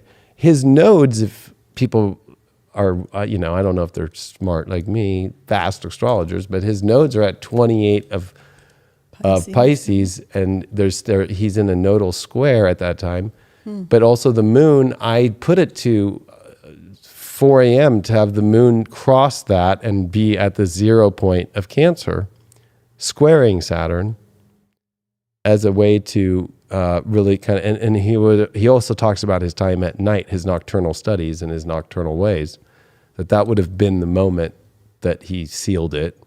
And also the date in which he predicts in his preface afterwards of when the plagues would end as a way to kind of see how he looks at things. I wanted to see what is it that is making him give the only date he gives, which he doesn't give a date. He gives just years, months, and days. And on that day was the exact moment that Mercury was stationing direct in Gemini. It was the nodes flipped. It was Saturn back in Aries that just came into Aries that year of June of 1732. 1731 it had come in as well, but it was interesting to see Saturn back into Aries. But how did he know it was an exact opposition to Pluto? This is where it gets really weird to me. It's also Mars retrograde at the same time too, which is the rarest retrograde that we see in astrology. Every 2 years it takes Mars to retrograde. So he's very interested in Mars retrogrades. He also talks at the very beginning of his preface about the keys to unlocking his prophecies are buried in his heart. And that idea would also be that it's buried in his soul. He's born with Mars retrograde, so it's under Mars retrogrades. And also he talks about in a lot of his quatrains of Mars doing things, and Mars being the one that back in the day was the bringer of death and new beginnings, and also of karma, of debt that needed to be paid, of beginnings and endings. People think that it was Saturn that was karma of beginnings and endings. It's always been Mars. And so to see Mars retrograde in here in this chart, but also at the same time, Mercury stationing direct. The other chart was Mercury in Pisces, conjunct Pluto, kind of weird, but this one was on a Mercury station day. The other one was on a Saturn ingress day, and also Jupiter was at 0 Libra, exactly opposing the 0 point of Aries. So this is the opposite. Saturn, Aries, the lead at the beginning, but Jupiter, the second biggest planet, at the opposite 0 point of the fall, but that would be where Libra would be, the more beautiful time in life. So when you think of Saturn in Aries, it's always one of those times when it goes through Pisces and Aries of where everything comes to collapse and rebuilding and having to start a new story that might not be good or might not be bad. But Jupiter, when it comes into Libra, and there's a Saturn in Aries, would be a moment where the scales are finally tipping in the right side, where Jupiter in Libra would be the bringing of balance into the world, which he predicted exactly correct, that the plagues would have ended at that time, and that the monarch would be restored. He also said that the monarch would fall like the Civil War that happened, and that it would be restored again. He said that. Yes, he said that in the preface. In the He doesn't give Okay. dates, but he said in the period of the next 177 years, 3 months and 11 days, the plagues will end, my son, on this date. They'll be done with. The monarch will fall and will come back again, which it did. And he also says that the monarch, in one of his talks, that the monarch will change 7 times over. And if you count from the moment of 1555 to 1732, there's a 7-time change. And it's 7 times of Saturn in Aries. Wow. So everything begins with Saturn at the 0 point of Aries. I'm not done with my research, and I'm also intentionally learning to decode this live in my class. Right. But together we have all come to that place. I actually feel bad for them all because I didn't describe to them this whole Jupiter Libra, the restoring of balance at the other 0 point. But that every place I'm looking online to see where people are trying to crack it, they're trying to use math that you would use today. They're trying to divide with division, and Right. that would not be something in alchemy you would use as division. But why do they ignore the astrology? Because they even don't know it. They don't know it. Yeah, as much as I've even read of the quatrains, there's always a mention of Saturn. There's a mention of Mars all the time, Venus. It'll talk about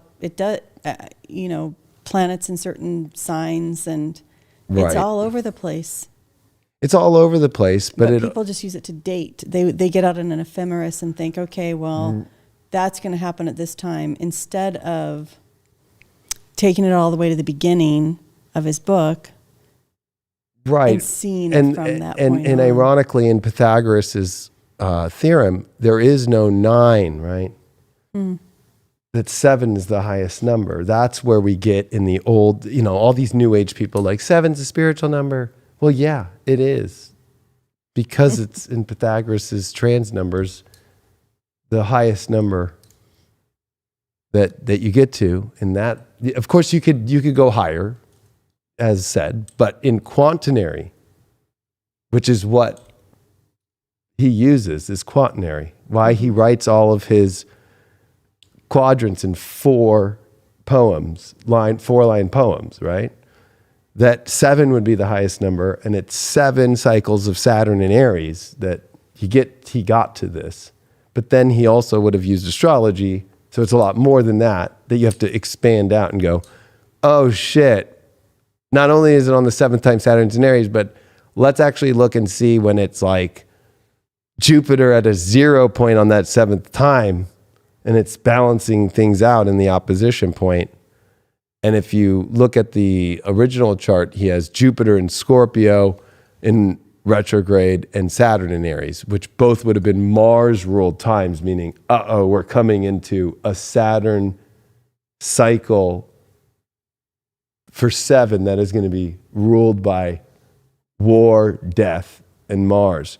Where in this period, right, it's like, Jupiter is in Libra, balancing things out. Mars is, of course, in its home sign at the same time. So they are both in Mars, but it's kind of interesting that in this one, if I think of Jupiter, because I'm thinking of Saturn-Jupiter cycles, he was born with Saturn-Jupiter conjunct.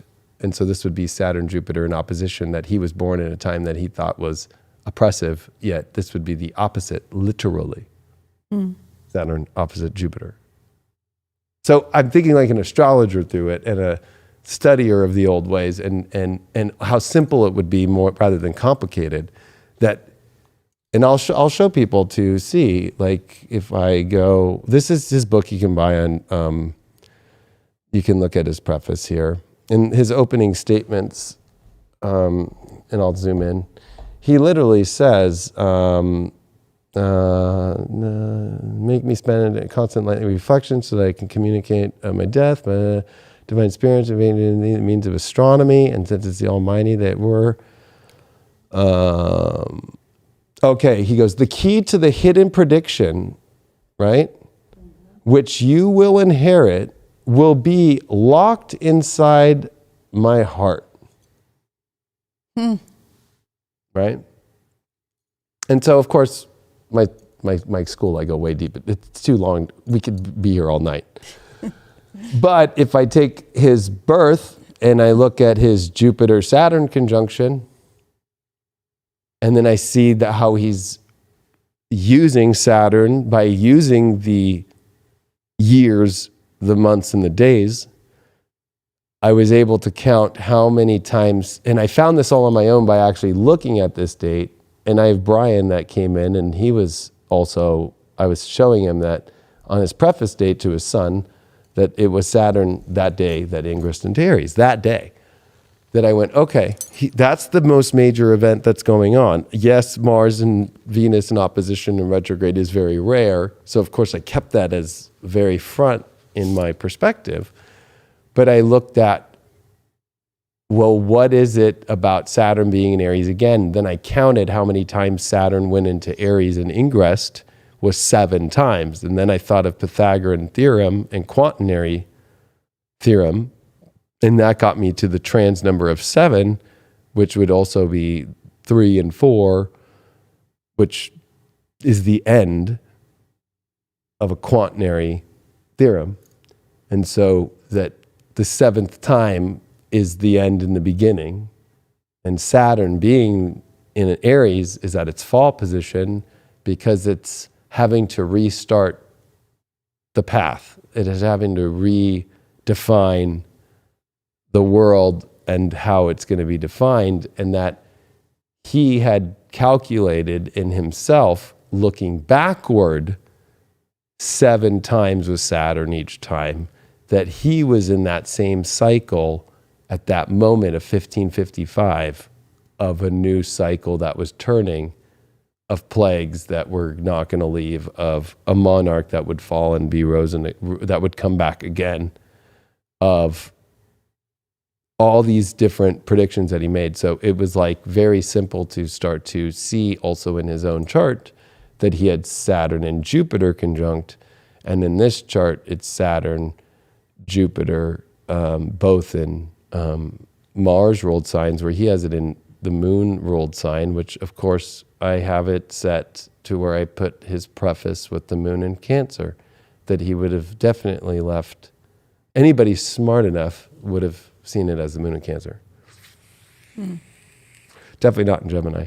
And seeing that 0 point of the Cancer cardinal point of the solstice there, and the fact that he had planets there. So using the keys to his heart with also the nodes in square, seeing the nodes in opposite of the preface date is apparent with the south node in Gemini and the north node in. So all opposite of what is that time period when he wrote it. Wow. And Mercury turning direct of the truth in sextile to Venus in Leo, and he says the key to my heart, which the idea of the heart is Leo. And so this would have been the moment, if you look at the other chart, it was Venus and Virgo and retrograde, which would have been horrible. That's the fall part of Venus, which is a bad time, where Venus in the heart of the lion, but with the lion and with Mercury, the truth, that would have, in sextile coming direct, would have been a glimmer of hope in the world. That he, looking at all those 7 cycles of Saturn, wouldn't have seen until this moment. And that's what he predicted, and he was correct. So it's a different way of using astrology than these TikTok, Instagram astrologers that I'm so sick of out there, because they have no idea what the fuck they're doing.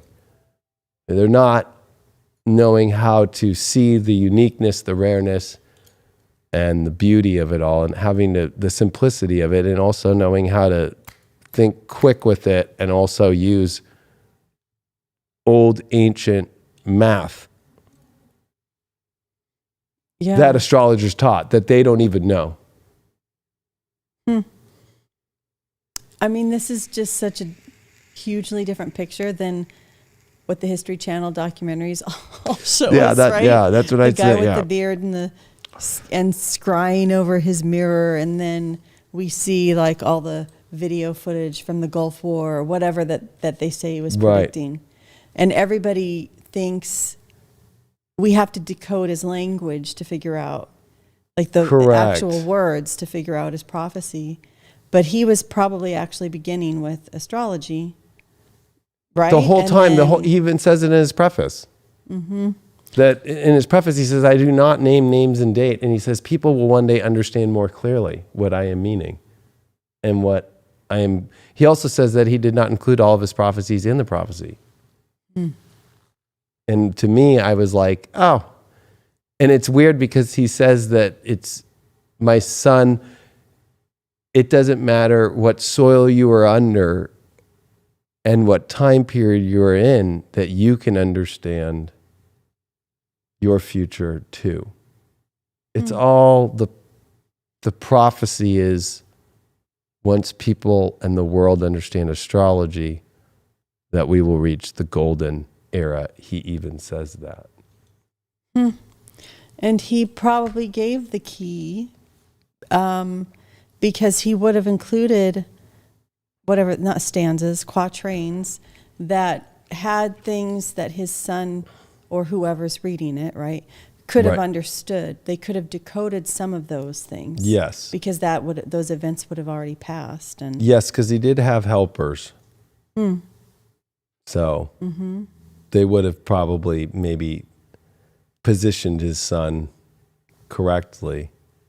Right. So then if you decode the beginning ones, then you'd be able to decode all the others as well, because you'd learn by using the ones you already could figure out how to employ the astrology for his predictions. I mean, so if we look at his table of contents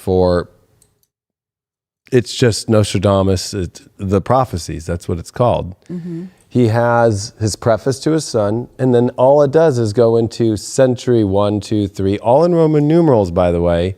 And then he has this... The Epistle to Henry II. The Epistle to Henry II, that's in between the other three. And of course, understanding the math of John Dee's work of understanding Pythagorean theorem, and more importantly, understanding his hieroglyphic monad, and they both were around at the same time. So to be honest with you, the fact that they were hanging around royals and that they both definitely exchanged some sort of information at some time in their life. Like, I'm at a guarantee on that one from seeing the same understanding of the Roman numerals and him finishing with the 10, that or it's just all the same knowledge that you do not use math the way that we think we use math, that it has to be all hieroglyphic math, that you wouldn't use numbers. But what he does is he tricks people by, when, let's say you go to century 1, he uses the numbers. So century 1, but it's Roman numeral 1, right? But then he uses normal numbers. And sitting alone at night in secret study, it is placed on the brass tripod. A slight flame comes out of the emptiness and makes successful that which should not be believed in vain. 2, the wand in the hand is placed in the middle of the tripod's legs. With water he sprinkles both the hem of his garment and his foot. A voice, fear, he trembles in his robes. Divine splendor, the God sits nearby. Of course, again, this is giving not the power to the tripod, but to the person using the tripod. Mm-hmm. This was reminding me of the last 2-3 years. When the litters are overwhelmed by the whirlwind and faces are covered by cloaks, the new republic will be troubled by its people. At this time, the reds and the whites will rule wrongly, which would have been the English at that time, the red and the whites. Mm-hmm. Why? Oh, and then this was the last one that made me think of Charles II, or third right now. In the world there will be made a king who will have little peace and a short life. At this time the ship of the papacy will be lost, governed to its greatest detriment.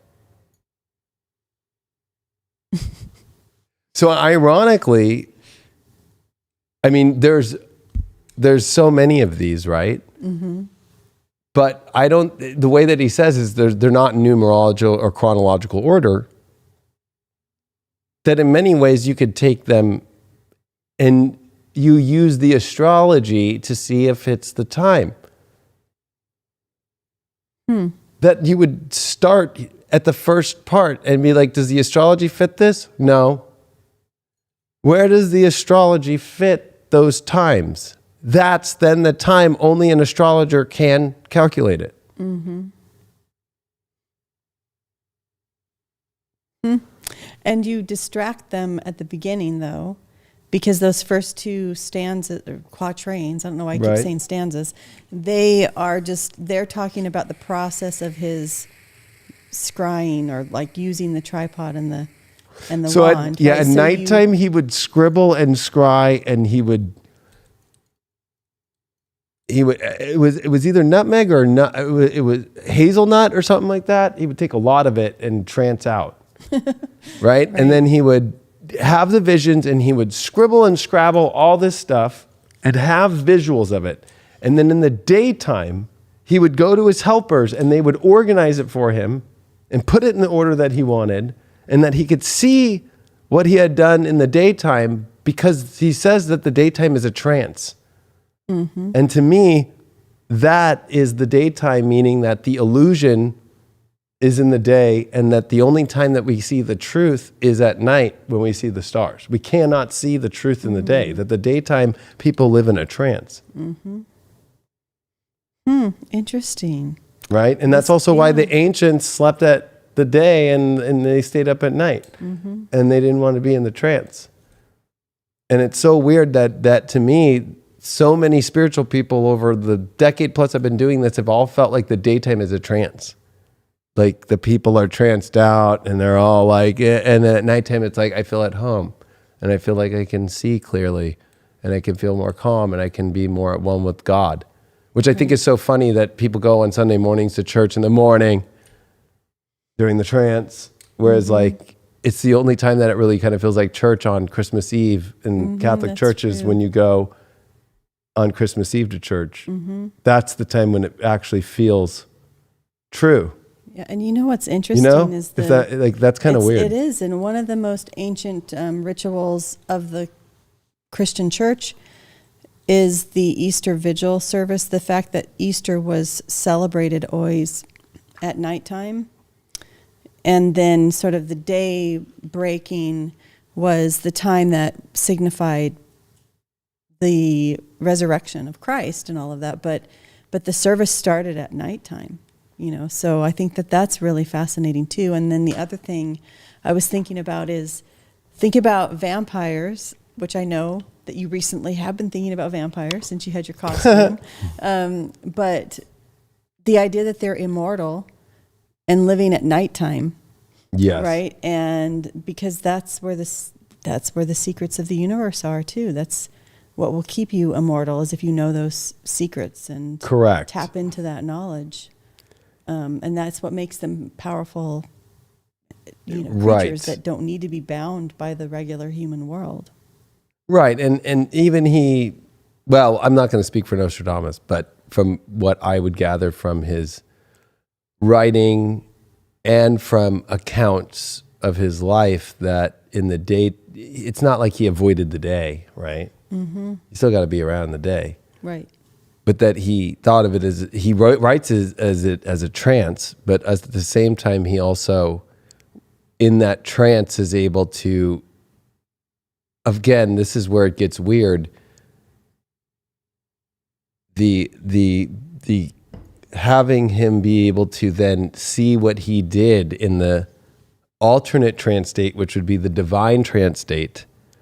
He's able to then move things in the reality, because the understanding of the daytime is the earth, to see it, which John Dee does a great way of describing in the hieroglyphic monad, of how the blackness is the earth, the darkness is the earth. The understanding of nature is not earth, like a tree or whatever. That, of course, the tree of rarity is the understanding of the ether and the fire, which you can only see the ether in the skies at night. right? And only the sun, of course, but you would have to really, if the common folk don't understand that they're looking at the highest ether, the sun, and they believe that the sun is the son of God, which is Jesus, not the sun, then everybody's in a trance. and so he was able to get everybody to move things in a reality for him in the day, and that's what he used the daytime for. But he did an extensive, and he calls it a long, melancholic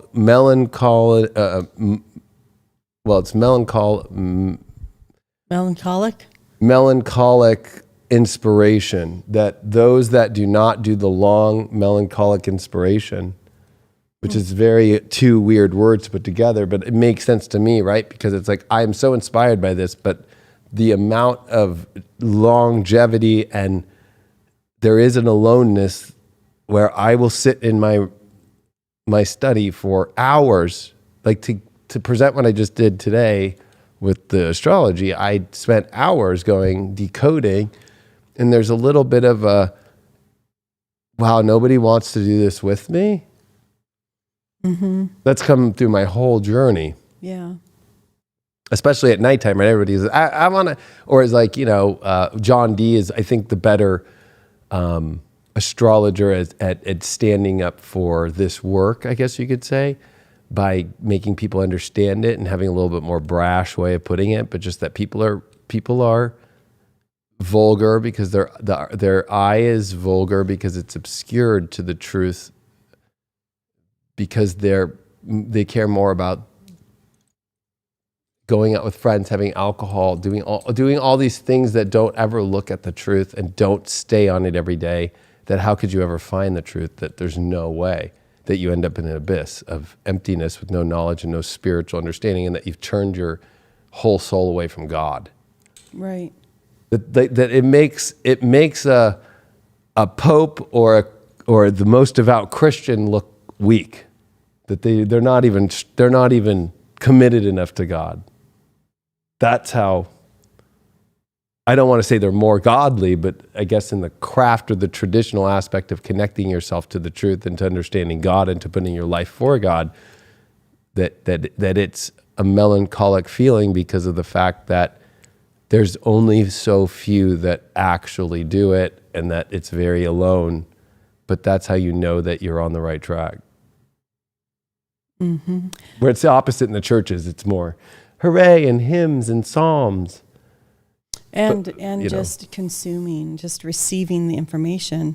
So you're there in your trance state. In the daytime, it's a social activity, right? You're there to receive the information from someone else, and you're not figuring it out on your own in your study. Right. And that's the other thing that it is I'm not going to go through the whole preface, but it's that the inspiration that wells up from within inside of you, that's from God, right? So it's like, that's the only way to write a prophecy or to be prophetic, is that he calls that there's two parts. One, that you are understanding of God's almighty, that God's almighty light is illuminated through you, that is then understanding of God's illuminating light that illuminates through you through the illumination of the zodiac, and then having the divine inspiration that comes from the inspiration revelation that you get. That's when you're at a prophecy moment.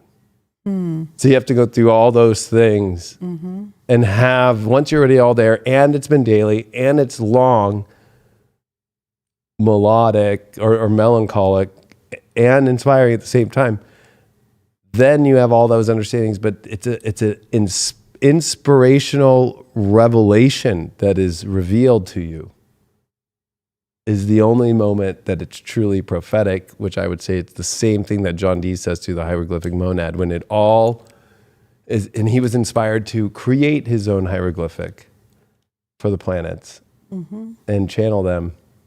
But it wasn't like he was, so they both put down channeling unless it's using astrology from an astrologer. So like you brought up Dolores Cannon, Yeah, before the show. Before the show, I was saying that I was revisiting her book on Nostradamus. Right, and others told me about it since I've been doing the school, and I love her, and I think that she's done great work, especially about the New Earth and the timing of it and the vibrational things, but she lacks the astrological wisdom and the so she's kind of created people to, of course, aim without really understanding it all. Mm-hmm. And then to have people come through, I truly do believe, as my own experiences through past life regression work, of bringing things up. Of course, I wasn't Nostradamus, but... You were John Dee.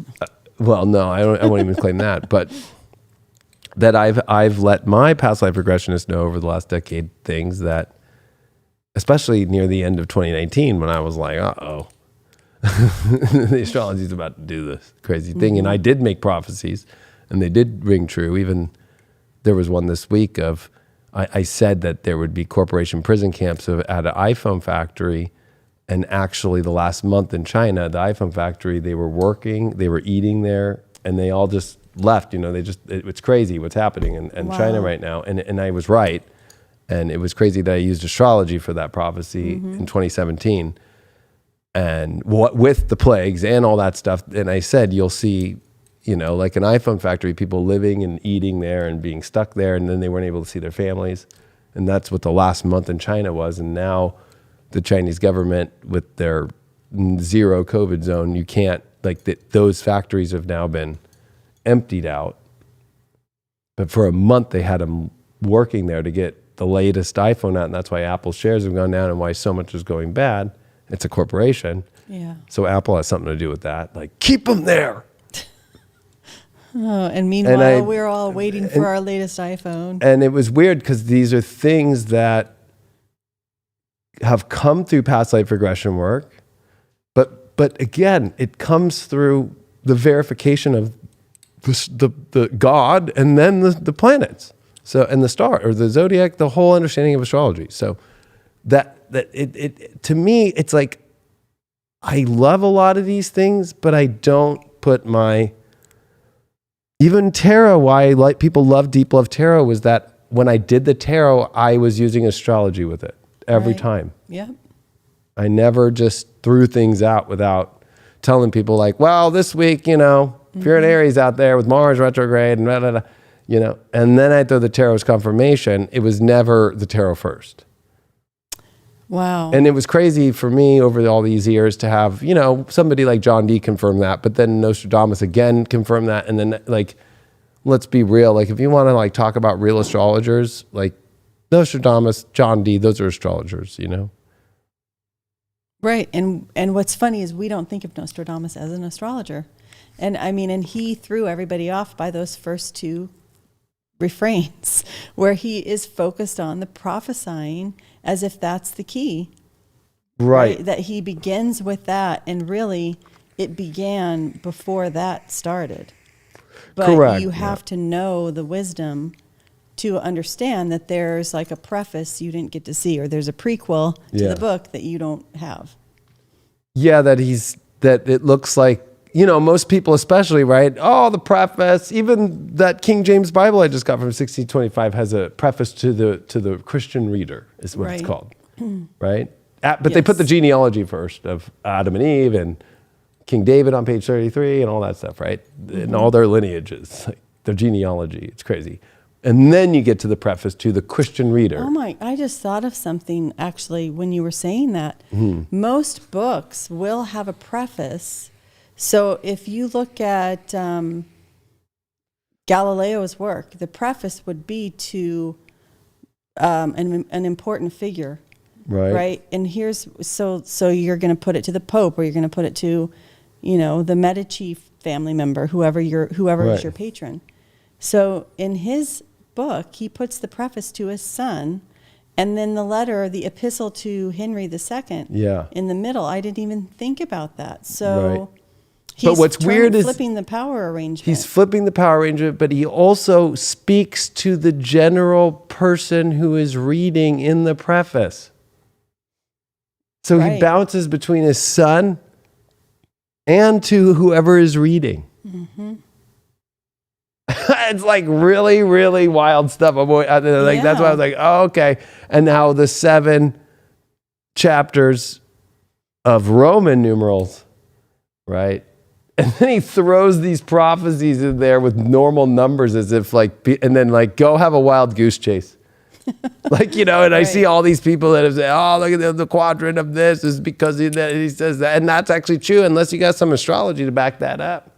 Like when I read the litters are overturned by the whirlwind, when I was telling people Mercury retrograde at the beginning of 2020 in Pisces was the spell, the whirlwinds of Mercury retrograde that are the litters of the collective in its fall position retrograde, and the faces are covered by cloaks, right? It's like, oh, and then it was about masking, right? And we even saw the lies, and I was telling people, there's a spell, don't fall for it, and the new republic will be troubled by its people, right? Well, the newest republic is the United States of America, and the only true republic there ever has truly been without some sort of emperor or monarch, where the people are just the people, will be troubled by its people, right? At this time, the reds and the whites will rule wrongly, and this is where we saw the UK, England, the original and the reds and the whites,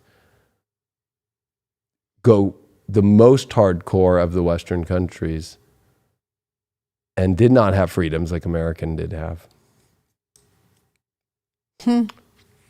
And you didn't have. And then this to see before. right after that, in this next quadrant, which would be the end of what I would say has been the last 4 years of Saturn going through Capricorn into Aquarius, would be in the world there will be made a king at the last quadrant of the quaternary, but of this, because I would say that they come in fours.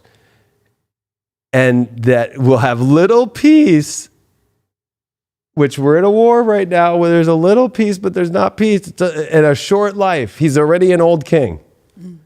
And at the time the ship of the papacy will be lost, the time the ship of the papacy will be lost. So that's Capricorn too, which is where the papacy has had to apologize to indigenous people in Canada in this year. They've had to come out and apologize about the hundreds of thousands of children that have been sexually assaulted and so forth. That the ship, meaning the steering of responsibility of integrity of Saturn and Capricorn, is the ship in astrology.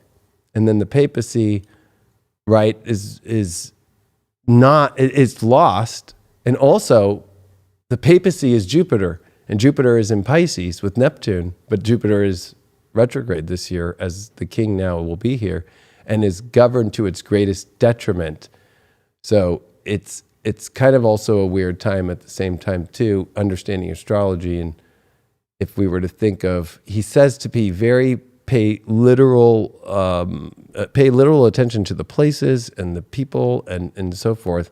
And so if I were to think of the actual Pope is a Sag, and right now he is in its greatest detriment with all these eclipses in Scorpio, and he's a Sag, and it's being governed to its greatest detriment. It's also being governed in a time of Capricorn Aquarius, which is not Jupiterian, which is very papic, or Pope is Jupiter.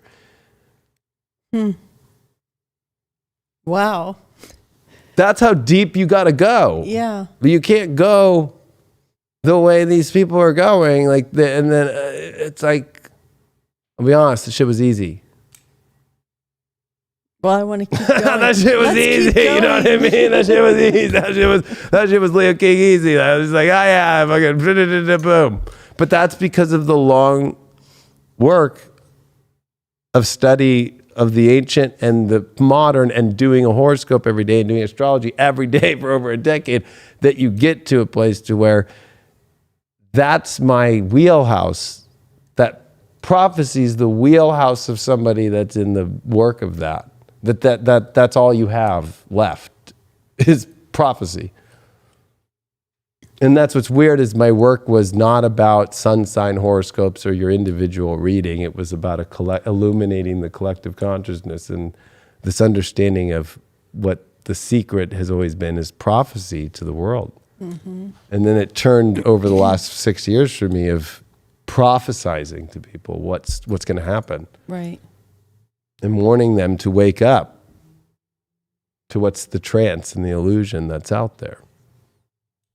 And then that's what's sad is I just talked about it actually with Evan on that show on Monday, that I feel it's very difficult in this political nature today where I associate as a conservative, of course, and I go into these circles, and the instant they find out I'm an astrologer, it's like, whoa, you're not a Christian because you're doing astrology? That's like bad.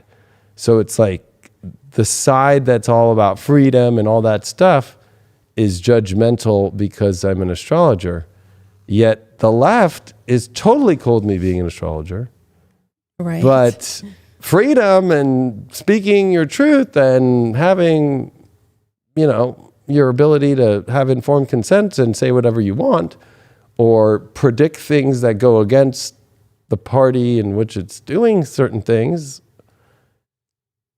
it's being an astrologer like Nostradamus would have been hell, but I have to say being an astrologer in today's world is the same thing. It hasn't changed.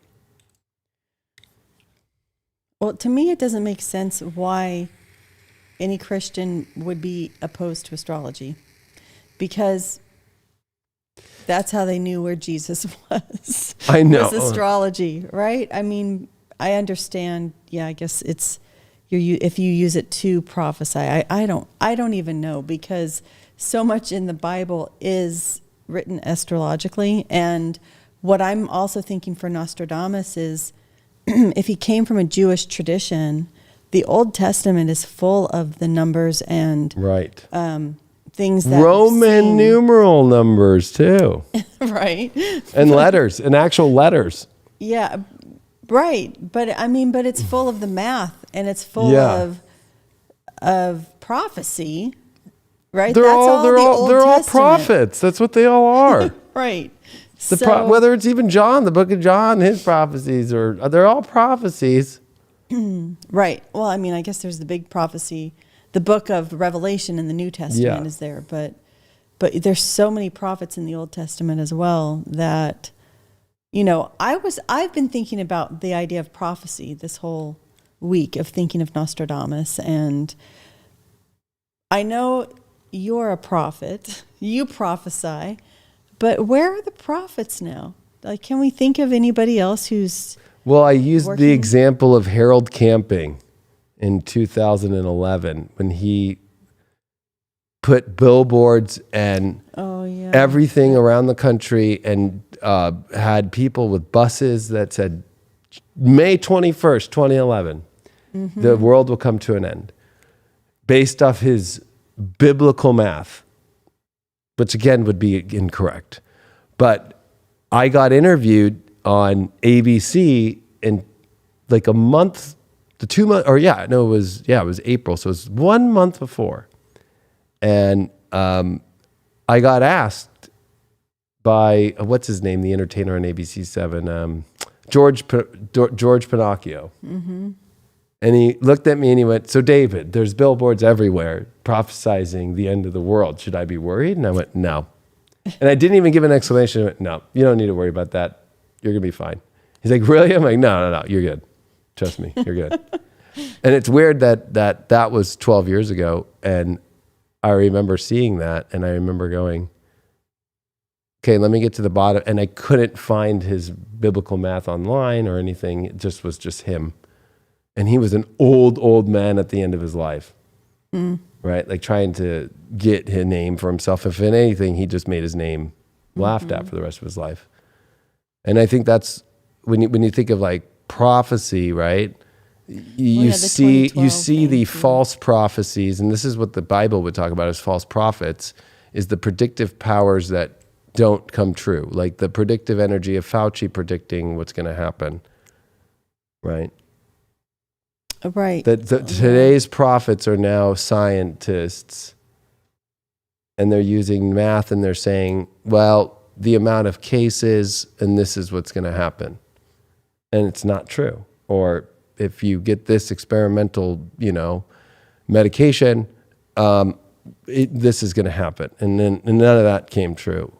So the false prophets always lead you to a place where you're hoping and you're praying, and that's which is taking you away from Almighty God. Because if Fauci was true in his prophecies, he would be giving the gift to God first, the power to God, that God is illuminating him, and through what he is seeing in nature of the divine, that would then come through an inspirational revelation. Mm-hmm. And that would have the backing of the celestial bodies. So, well, a false prophet is somebody who puts the power outside of you, outside of the individual, right? Because a real prophet is about empowering the person who gets the message. You know what I mean? Like, right. So if we're all listening to what's the latest statistics on what we need to do and why and how we're all going to die if we don't, what that's asking us to do is to put our faith into science or some other organization that's not us. Yeah, without of your own connection to God and your own verification through God's natural divinity that surrounds people every day. God wouldn't have put us down here without having us be easily accessible to access the prophecies and the signals, the communication, the messaging that the skies and the stars were all given to us by God. It's like we've separated nature.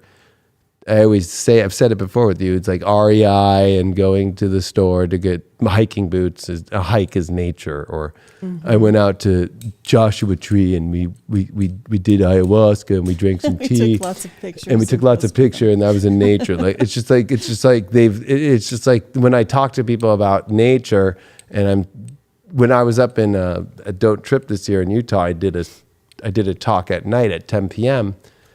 and I went till like 1 a.m. But it was awesome to be able to actually teach people about the skies and how to connect with nature of the divine, and how you can understand what's happening in life and what's happening in the world by just looking up in the sky, and makes people open their view of nature, but open up their connection to God, that God put all this here for us to see. And that's what we are looking past with the telescopes. That's what we're looking past and putting these huge, amazing, awesome things like James Webb Telescope. And we're searching out of no divine code, no divine math, no, like we should be looking where the universe is telling us to look, but we're not. How do we know where the universe is telling us where to look? They just need to call up an astrologer that knows what they're doing and has been doing the old work and has studied the old work and has done the new work, and also has made many, many prophetic prophecies, and they have come to pass true. Which this, I said in my school last night, this is the first time in history where a prophet could be called a prophet in this time, because Nostradamus had to put the date out and wait for the receipts for, unfortunately, a guy like me to give him the receipt astrologically to others. Mm-hmm. That nobody's given him the receipt that he was correct based off the astrology. But now I can make a prediction years ahead. And because of the internet and the media, and whether publishing my magazine or being on television shows and making predictions of relationships, and then having it all actually come true, and then the world reflect it back as you fucking did it. And here's an article that you had, here's another receipt for you, that I have people sending me articles being like, you said this 2 years ago and you said it this time and here it is. So that's new. Right. Which that would be a new republic to me. Yeah, and And we can all learn how to do it too. I mean, we can't do it every well, single, but it's the knowledge is there that we can access. And it's not as if it's something that you want to keep secret, that you're sitting in your back room and then you come out with your paradoxical, weird poem about it and we have to figure it out. You're up there telling everybody why you're making the predictions too.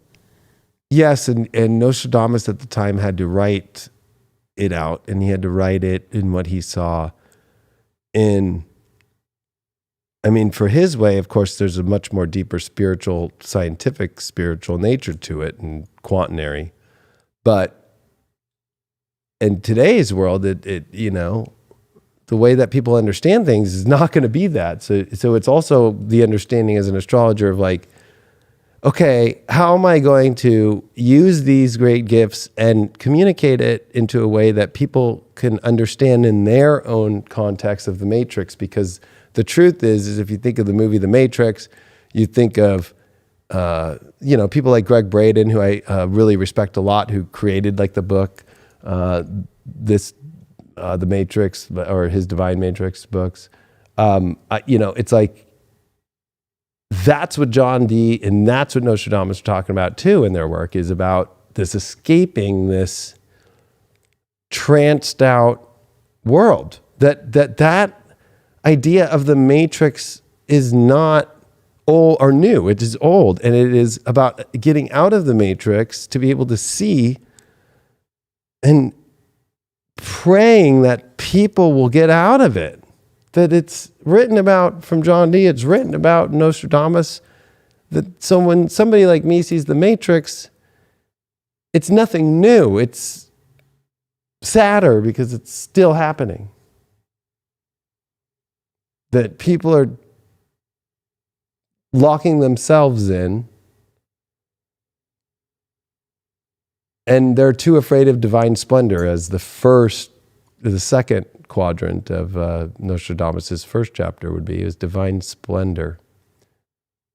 That they're missing out on the splendors of their life, that there's zero to worry about, that the universe, astrology, and God are giving you all the answers right in front of your face, and it's all written in your own heart, and it's written in your own heart. That the stars wrote it, that this matrix of God created it, and it's just all waiting to be. But imagine growing a harvest so grand for each individual, and they've never crossed their invisible fence to pick any of the fruit their whole life. And do that for 99% of the population for over 500 years and more. Yeah. It's really hard to get over that invisible fence. And they keep going to the vending machine. Yeah. That's what I would say Nostradamus' greatest prophecy is. Is that understanding that until people get it, whenever the free will is that we all hope for, that's the whole reason why Christianity demonizes astrology, is the idea that you have free will and your free will should be in alignment with Jesus, and if it's not, then you're a sinner and you're going to hell. Right? That free will is only available to those that, or to all of us, when these planets finally come to these reset positions, if you use Mayan prophecies as well, and that the people are willing to finally see what's actually happening and actually make a change, because we will always be in this matrix where it will be destroyed and rebuilt and destroyed and rebuilt, and fires will rain and plagues will come and all these crazy things, because people are not getting it. They're not applying it. It's in there. It's going to be in our face on Monday or Tuesday morning on the West Coast, most of America and all of Australia and the most east parts of China and Russia. And they can watch the moon disappear. And they still just write it off. Like, I remember the last lunar eclipse. It was partial, but I was driving and I went live on my Instagram, and I turned my phone around and I showed people it. And I'm talking about it, and I've done a lot of horoscopes over the last decade with eclipses and recorded them. And it's just really funny to me because I look around when I'm on the freeway that last time and I'm like, not one person's looking at it, doesn't even know what's happening. Isn't that weird? Because if it's true free will,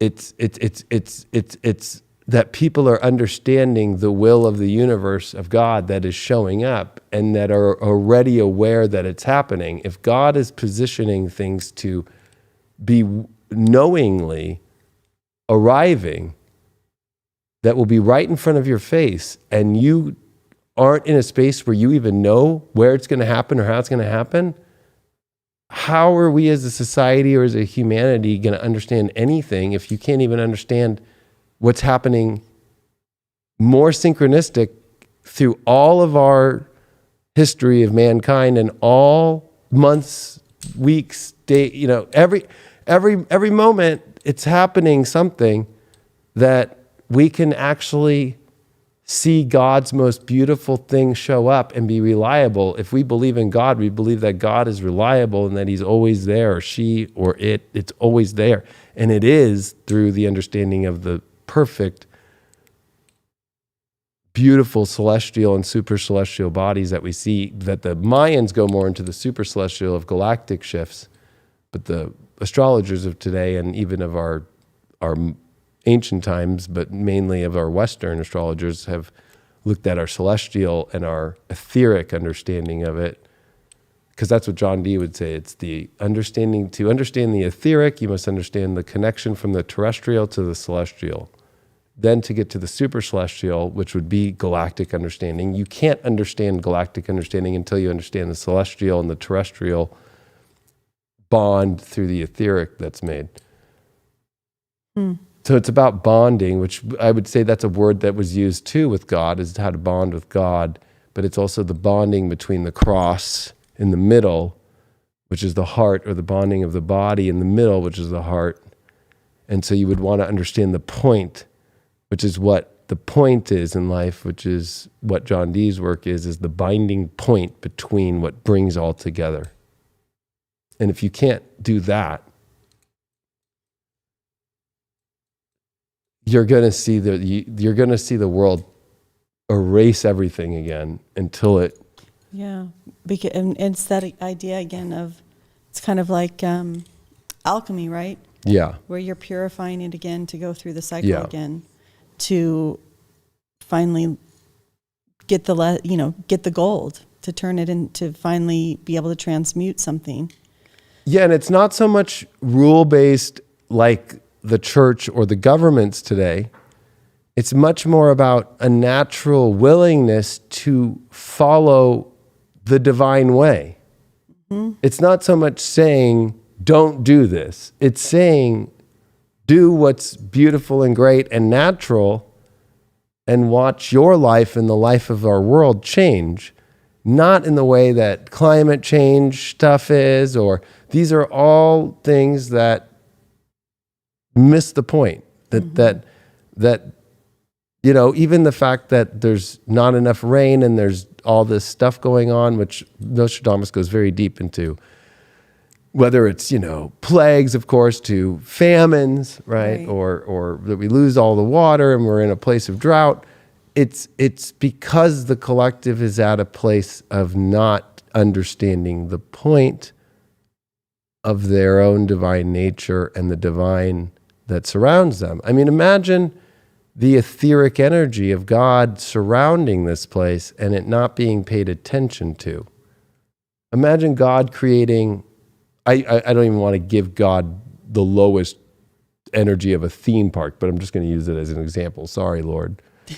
But God making this amazing theme park, and everybody keeps going to the trailer to the side.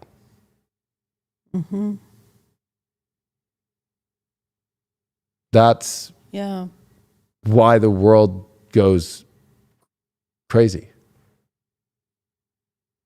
And that's the prophecies of Nostradamus. They're not about dates and when this will happen as much as, here's some things that will happen, and an astrologer will know them, and they will be at the time you were living on the soil and that you were in that time period. They will tell you what's going to happen.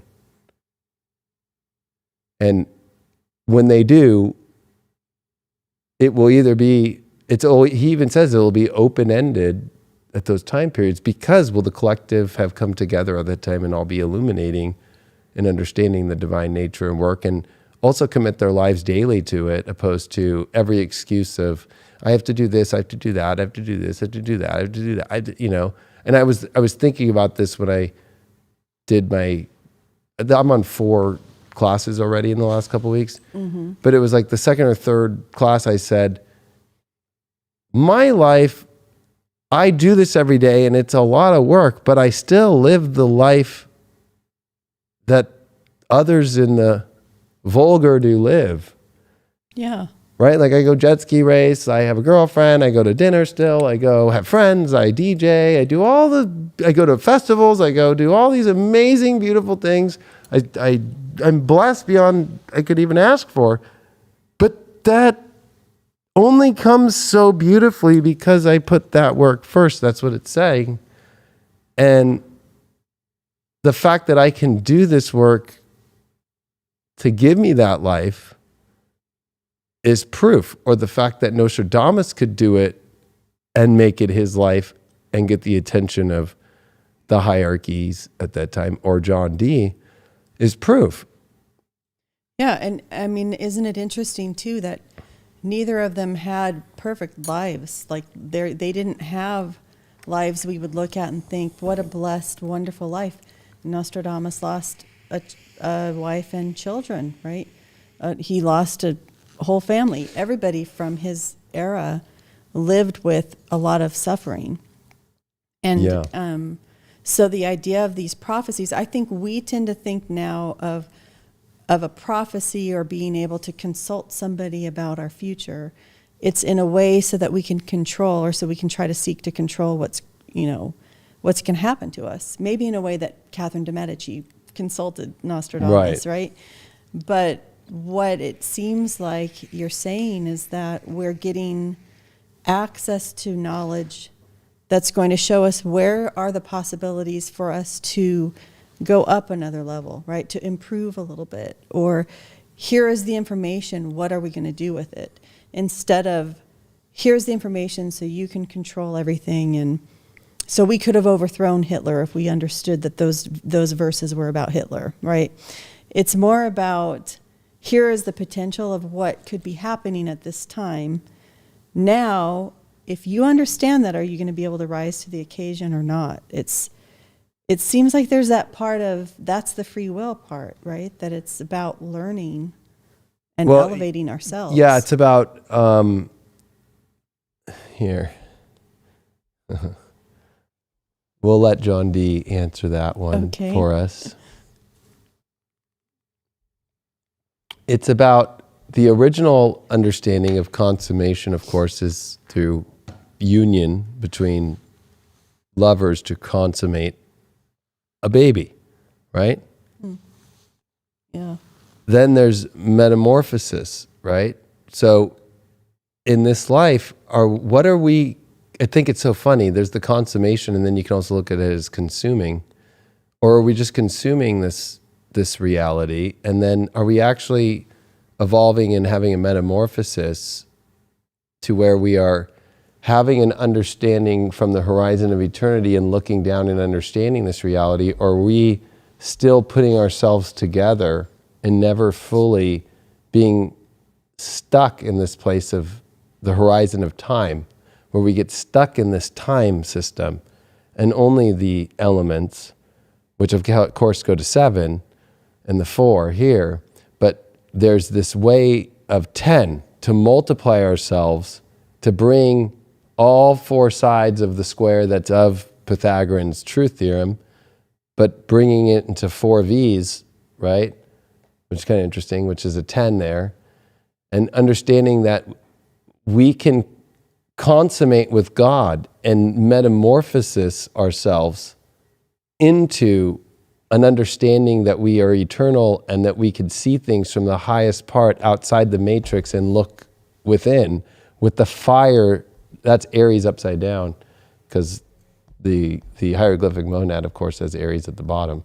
That's the fire that ignites us from within, but then the fire from above, that is where we get that light, that we consummate with God, that we change with God, and we see to the highest places, and that we don't get stuck in the 8, which of course in my Hypergate 1.0 and Hypergate Manifesting Matter class, I go through all this stuff, and it's way too hard for me to describe it to people right now, but that there is a way for us to consummate with the divine, that it's a holy consummation, and that's where the metamorphosis takes place. But people feel that they're consummating with God, but they're really not going through the full metamorphosis of it, because they're not knowing how to see things from the highest realm, because they're not consummating and realizing that they're getting the ether, they're not getting the soul, because they're not understanding that the soul is coming from the ether and the eternal from God, that they are the illumination of that. It's said in the Bible too that we are all living images of God, right? So, but people are not consummating with that image of God. They're objectifying it, or they're separating themselves from it and looking at themselves only, instead of having a better understanding in an inverted view of how to see the reality, which only very few get out to the horizon of eternity, which is with all those. So there's that terrestrial realm, that etheric realm, the celestial realm, and the super celestial. But it's thus the world was created, that's in the horizon of eternity with God. And also the understanding of these half circles, or the Pythagorean theorem, but through the quaternary. So that again, right, the terrestrial is the 1 to 2, the 3. So the 2 would be sitting from the terrestrial to the celestial to the 3, and then the 3 to the 4, which you can see there. And you can also, like, it's pretty wild that you could see how it's all connected, why he has the 2 to the 3 right here, and the 3 is there, the 5 is here, right? See, and then the 7, then the 7 is the super celestial, which is the highest number of spirituality, and the lucky number 7, right? Mm-hmm. And then that this is 5, that would be here, right? Which is what you see in the V's of but it would really be the 5 of the Roman numeral 5, which is why 10 is what you get to that. And I don't know, I can go on for hours. But I mean, I guess here's my simplistic understanding of what I'm seeing here too, is that it's in the creation of that monad, like all the symbols coming together, that your metamorphosis happens because it's coming from above and within, right? That's how the transformation can happen. So instead of just a simple consummation where these two things come together and that's it. They come together, they become one, blah. It's that it comes together and then transforms something, right? There's a transformation that happens and creates something completely new. Yes. So if you think of this terrestrial realm, and all you do is, of course they say this book cannot be decoded. Right. But so terrestrial is the earth and the water. That's what we live on, an earth with water. Mm-hmm. And this is where we're building ourselves, of understanding our etheric and our physical body, right? The 1 and the 2, the white, the black and the white. We live in a black and white dualistic reality, but it's in the fire and the air. And this is where you start to see us multiply, Because what happens here is the etheric realm is the fire and the air, the understanding of the higher vibration, the intellectual understanding that's connected to a spiritual understanding that allows us to finally understand the time periods through the celestial that we see that finally inverts to the other side. It's then, once we have reached there of understanding our physical reality, our etheric and spiritual understanding, that we can finally actually understand time.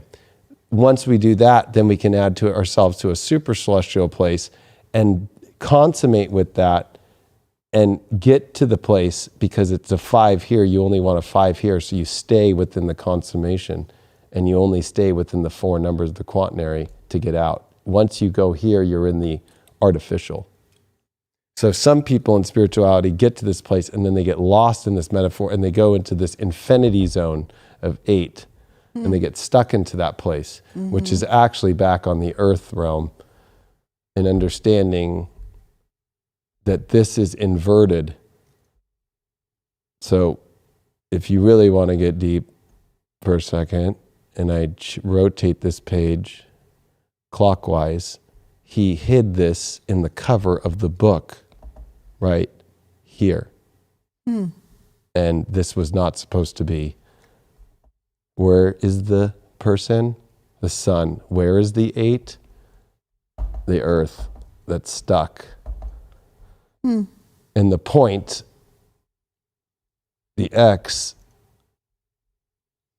that comes through, and in that little zone is where you get out with the sun, with the fire, and the horizon of eternity. And the horizon of time is understanding the point of all the planets, which comes into one, that he had it all in his first page, the title, which of course, if I were to, of course it goes way deeper than that. I'm doing the most fast-track version, the most fast-track version of all time. But people should really go into Hypergate. Hold on. Right. That if I rotate back, that he writes, he who does not understand should either learn or be silent. Or that Mercury, when made perfect by a sharp, stable, he puts 2 4s there. He puts the 4s there. You keep the stable point, 1 and 2. That you keep a stability through the understanding of the quaternary, which is even what Nostradamus used. And he separates stable and point by that. And the point is the sun that's in the middle of the hieroglyphic monad and the sun, but becomes the parent and the king of all the planets. And at the bottom, may God give you of the dew of heaven and the fatness of the earth, which is so weird that we live in this world that, again, like I said, it's filled with the dew of heaven, and it's this fatness of earth that is everlasting, and we're not using it, and we're being told not to use it, and we're telling ourselves that the dew of heaven doesn't exist. And it's insane because there's no point. It makes no sense because people have all lost the point of understanding how to bring the togetherness that all 7 planets fit into this one glyph, including Mars, which the old glyph of Mars is that, with the Aries at the bottom.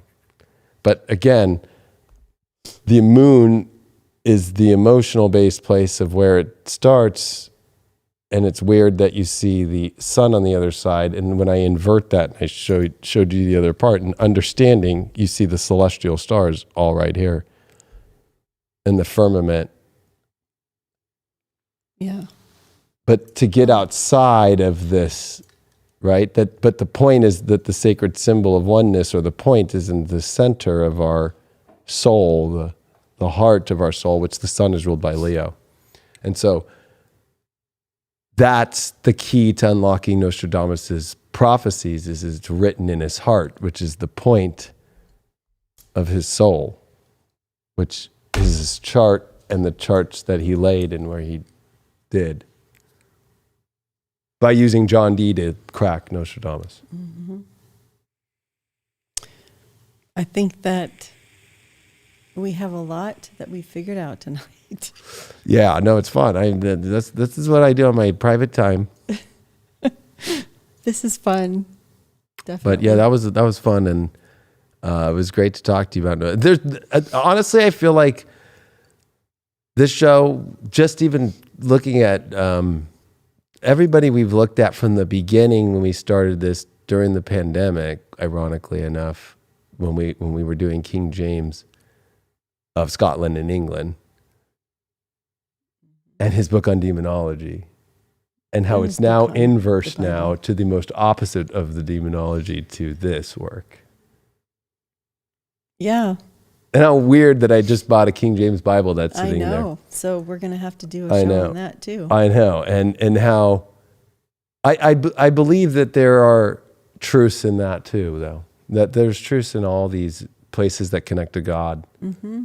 And that's, I think, one of the best things to take from all the prophecies is that they're coming from God, they're coming from a place of truth. Of course,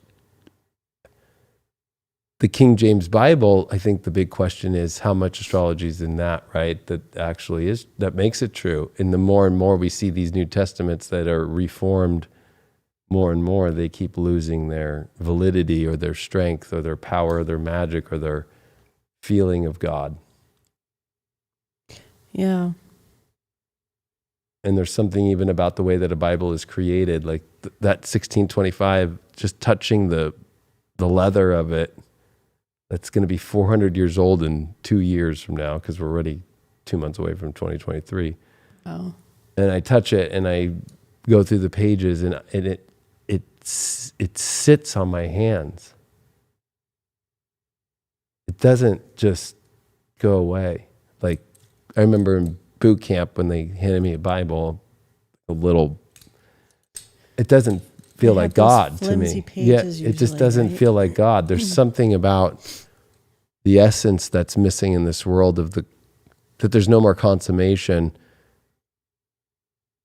There's no more metamorphosis. The metamorphosis is not a consummation. That's the inverse, right? Is that the metamorphosis of technology is missing the consummation that comes with it. So that just keeps everything in the same horizon of time without feeling the etheric. And that's, people are desperate for that feeling of God or that etheric, super celestial feeling, and it's waiting for them every day.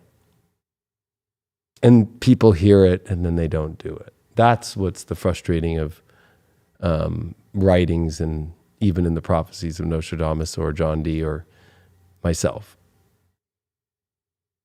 Like, it's like people I know so well, when they heard me say all those predictions about 2020 and just didn't want to listen, didn't believe it. And then know I was right, know it was true, and still have a beef with me about it without me being mean or unfollowing them, or it's really weird. I can't say I understand it, which is how they don't understand it either. Right. I mean, it's that, I guess it's the 8. People are getting stuck in the 8. But I don't know where your peers are, or where it's like the institutions work to keep people trapped within the institution, because they are thriving off of not allowing people to escape their whatever it is that they're giving you. Right. So that's how they're getting power. They don't want you. There aren't very many institutions that are invested in allowing you to truly uncover your own truth or to escape, right? They don't want you to. Which the attack on the founding fathers over the last decade or more has been really hard to watch, because they understood all this. They implied they did the best they could to put as much of this in there.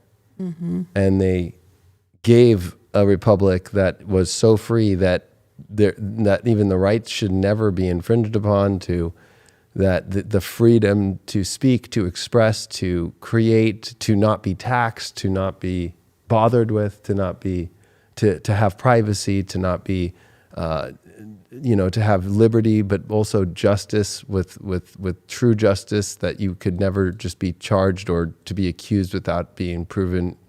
You have to be proven guilty until, you're innocent until proven guilty. All these things. Right.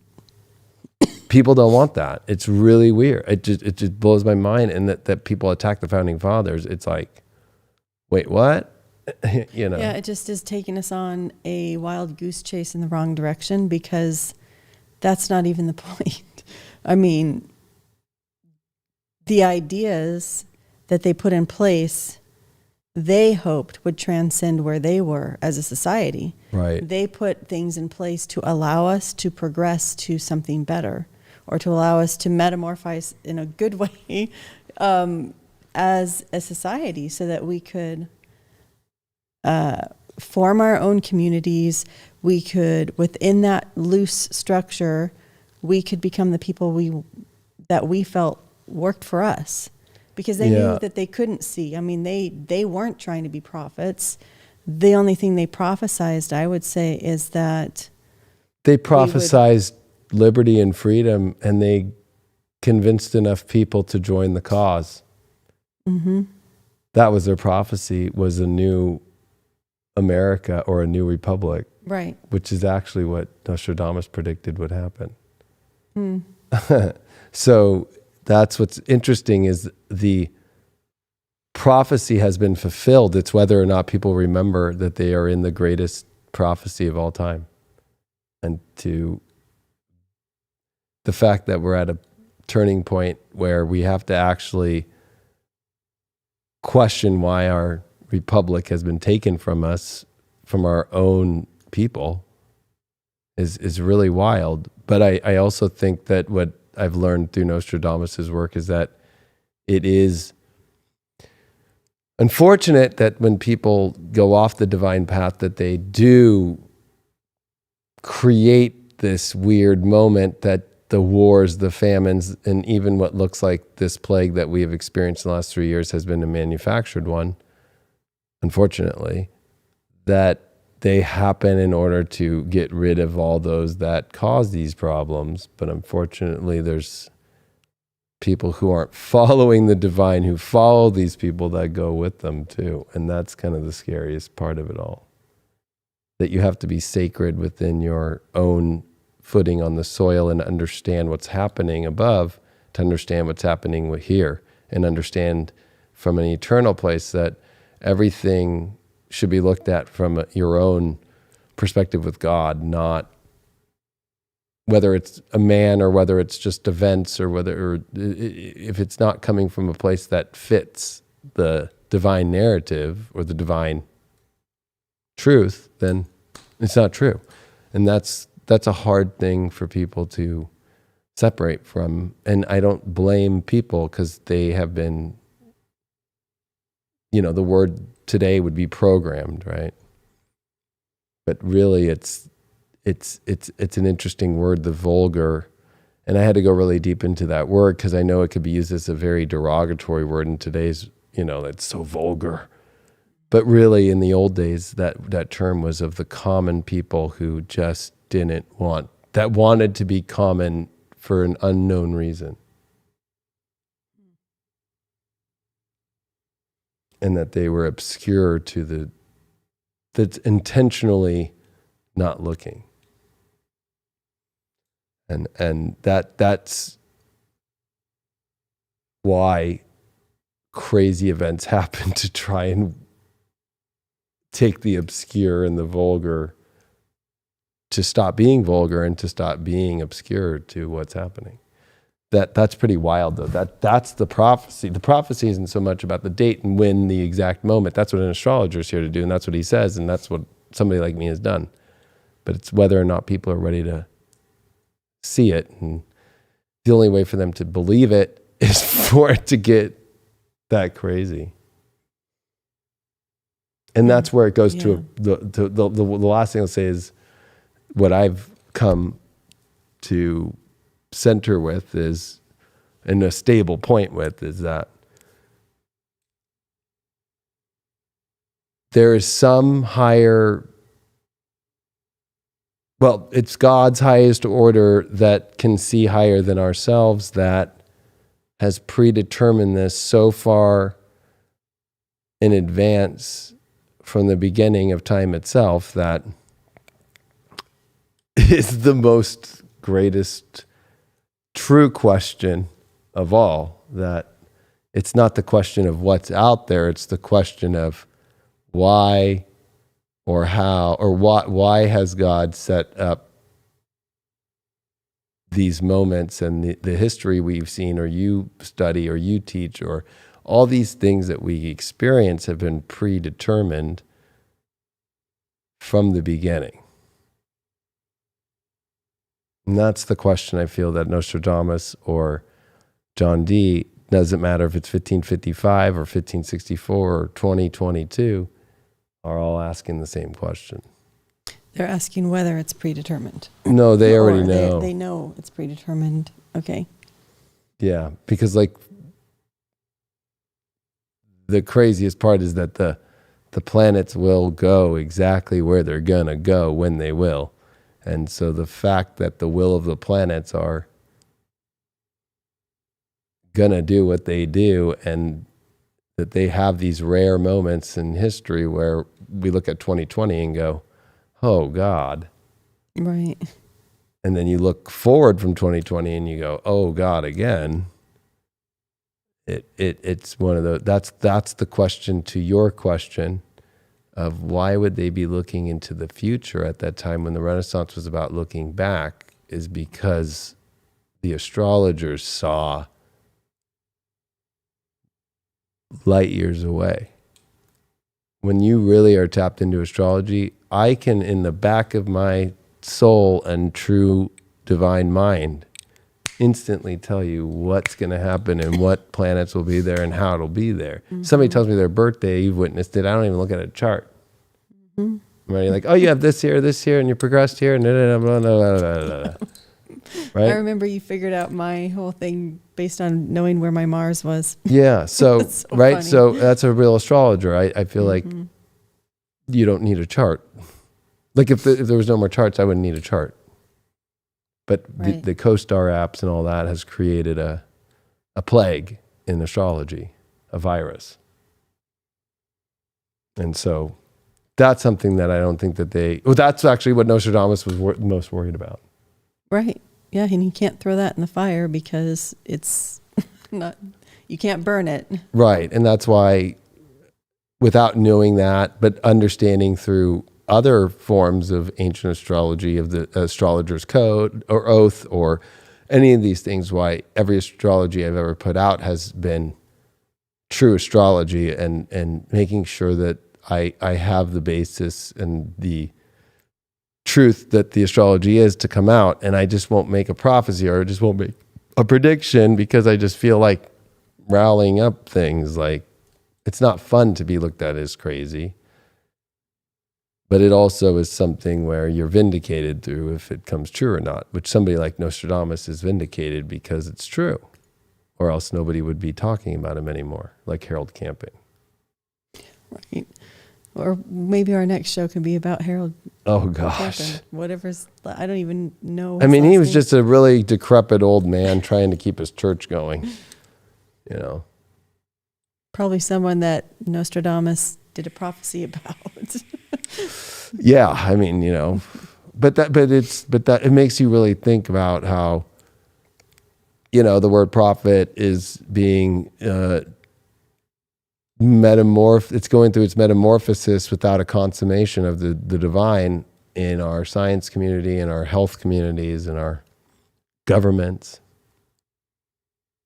And that was his number one warning, was transmutation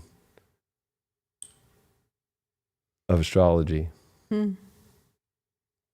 Which, I'll be nice, I won't name names, but just there's astrologers out there now who are trying to redefine planets because they don't like them for their gender or their LGBTQ status, that they even want to change astrology that way, which they're free to do. But at the same time, there's warnings from Nostradamus and there's warnings from astrologers who know this, that you try to change the natural math. The idea that we just deflected an asteroid, supposedly, is the scariest thing I think we've ever done.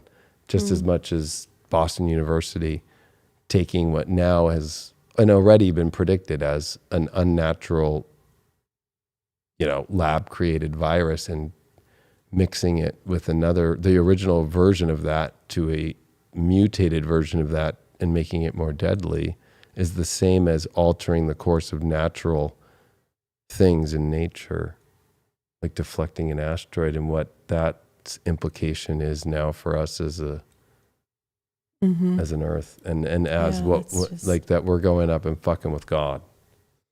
I thought that was the weirdest thing to see people cheering about that. Right. It was sort of, okay, that's just very strange. And for me as an astrologer, I just can't believe that the other astrologers don't talk about any of that stuff. It just But to me, it seems like why. Anyway, we don't need to go off on another conversation, but it's just, isn't it already all in astrology? Why would you need to change definitions or genders of planets? Or it's all there. There's mutable. They feel misrepresented. But it could be interpreted in different ways. But it's all there. Right. I don't know. It's vulgar. And it's obscure to the astrology itself. It's wanting to identify astrology as who they are instead of letting themselves be defined by astrology. And astrology does identify who they are. Correct. that they are trying to identify as astrology itself, like Fauci has identified himself as science. Well, I think... Right, like that's the dangerous part too. But it's a distraction. I feel like it's those sorts of things that are so disconnected from the actual thing that's being studied or the actual philosophy or whatever it is are such obvious distractions to me that it's not even transformative, right? It doesn't fit in my particular worldview, but Well, yeah, no, I know. I guess it could. There's a worldview where I guess that could be necessary, but I feel like it's not productive. No. Not that things have to be. That's what happens is, as even Nostradamus says, is he's worried that these great fires that are not natural take place within souls that then try to melt certain metals together that shouldn't be melt. It's like an alchemy experiment gone bad. Yeah, and isn't that where we always go wrong? Right. As a and that's what's happened. It's what's happened in our medical right now, our science, and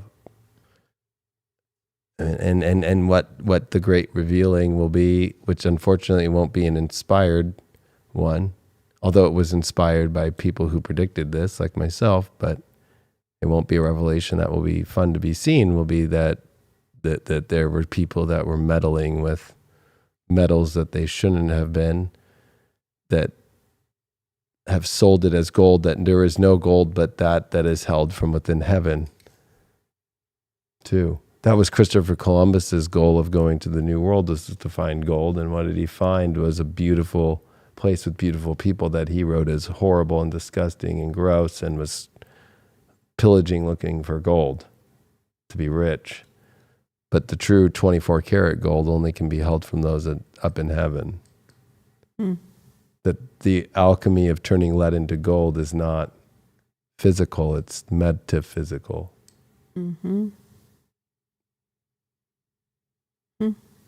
Which led to Saturn in this reality and to the divine gold of the heavens. So anyway, yeah, just another day talking about just another day talking about this stuff, you know what I mean? Just so. But that was great, Anne. And of course, your new Instagram is @history_Anne.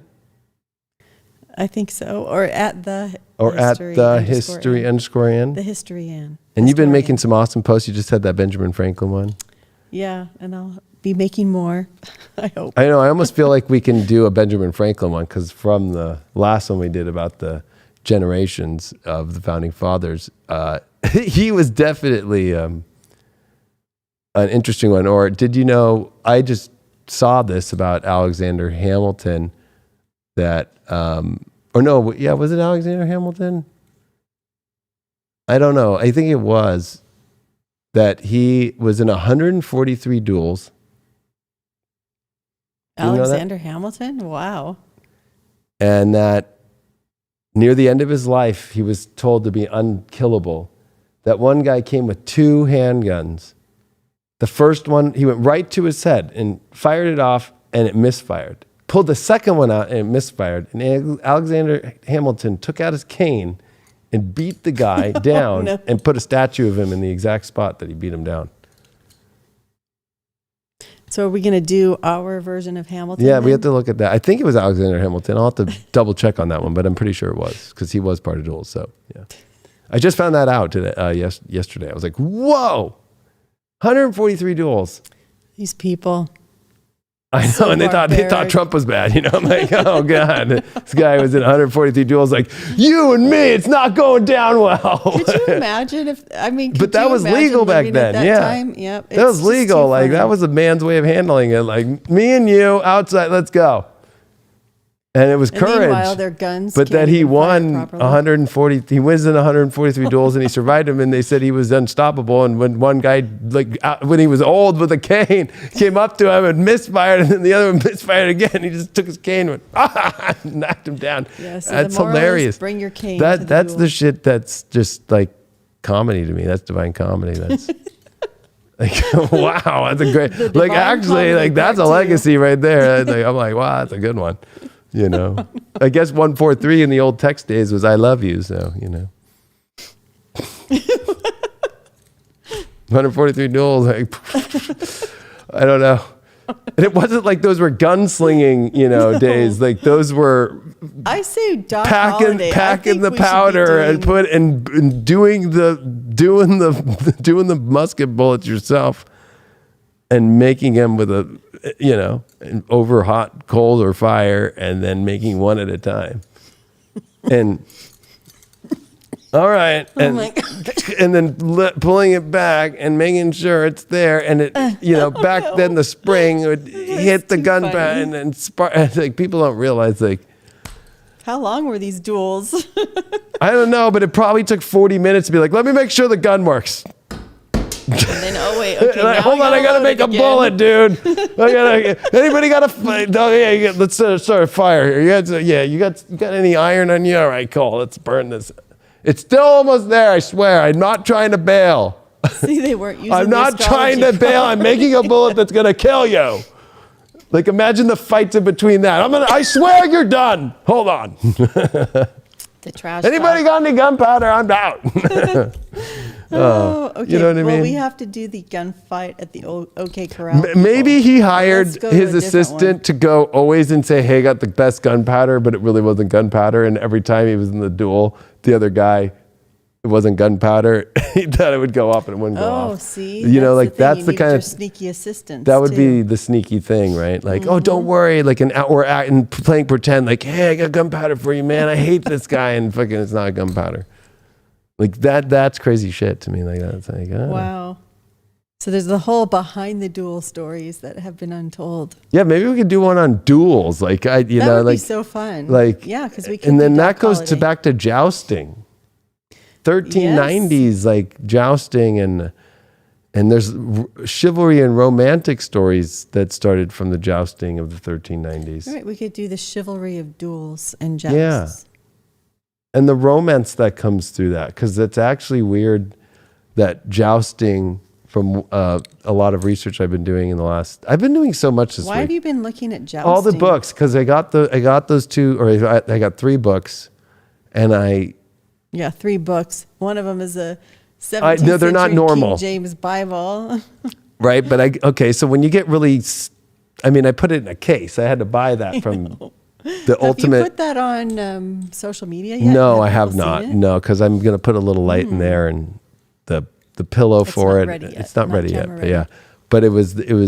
I was in those books, so I went into my other books, and I went into one on chivalry and romance that was in the 1890s, and it went back to 1390 and jousting, and that one of the main reasons that jousting came was to impress women.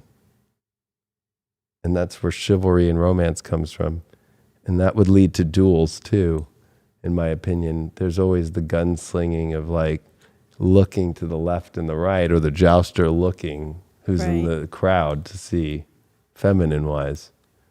Yeah, and you had your... Like, that's interesting. It's like medieval times. Right. Like we've all, or a lot of us have been in medieval times and been part of a certain knight's crowd and all of that. But that's what it does stem from jousting, though. And I think and knightly energy, right? Like being a knight is what's referred to chivalry. So it's interesting that it turned into from jousting into duels, where it just became guys in their nice clothes and a handgun. Like, I bet you the women didn't even go out and watch it anymore. Yeah, I think when the blood started squirting out, at least the blood used to squirt under a knight's helmet. Isn't that one of you know what I mean? And then you could have one of your, what were they called? Like your, I don't know, like your servants. One of your servants at least be like, clean me up, bro. Take this off. I gotta go see her. Like, don't come in. I know, dude. My jugular is bleeding. Sorry, sir. Like, here's a hot iron. I got hit hard. You know what I mean? But at least, like, it was like probably like, oh my God, he's so hot, he's doing the duel, and then just like squirting at the jugular, like, on my white nice dress. Yeah, it's probably, that's when it stopped, So it had to when it. Could you imagine with machine guns or something like that? Oh yeah, that would be. Work. I mean, yeah. But that's why that you had like people like Doc Holliday or Wyatt Earp or those guys, because they had revolvers, but the way that they knew how to be fast with their guns and do multiple shots out of a revolver so quick that it was close to a machine gun. If you think about how fast that they were shooting a revolver and how they would spend so much time on that revolver to make it perfect. Like even in John Wick 3, when he's getting chased by everybody and he has to put together an old revolver at the beginning. I watched that one, so. Oh, it's so good. And he has to listen to the clip. Most people don't know about a revolver and it clicks, but then he clicks it to it really is click. He knows. It's like one of those things. So, yeah. No. That's like astrology. Like, there's people who can shoot a gun. There's people who can do astrology, but there's people who can put the gun together, know how it works. And there's people who can do both, and they're the ones that win the duels. Yes, correct. So, same thing. All right, everyone. Well, you can catch us here on highvibe.tv. And, of course, Ann and I do this bi-weekly, so we'll be back in 2 weeks. And then Ann's got a bunch of cool stuff that she'll be doing in between, and so do I, history-wise and astrology-wise. But we'll always be meeting up for this show every 2 weeks. And we appreciate you all very much. Appreciate you, Ann. Well, I appreciate you, David. Yeah. Thank you. This was fun. It was super fun. And we'll see you all in the next one. Spread it around. Thanks.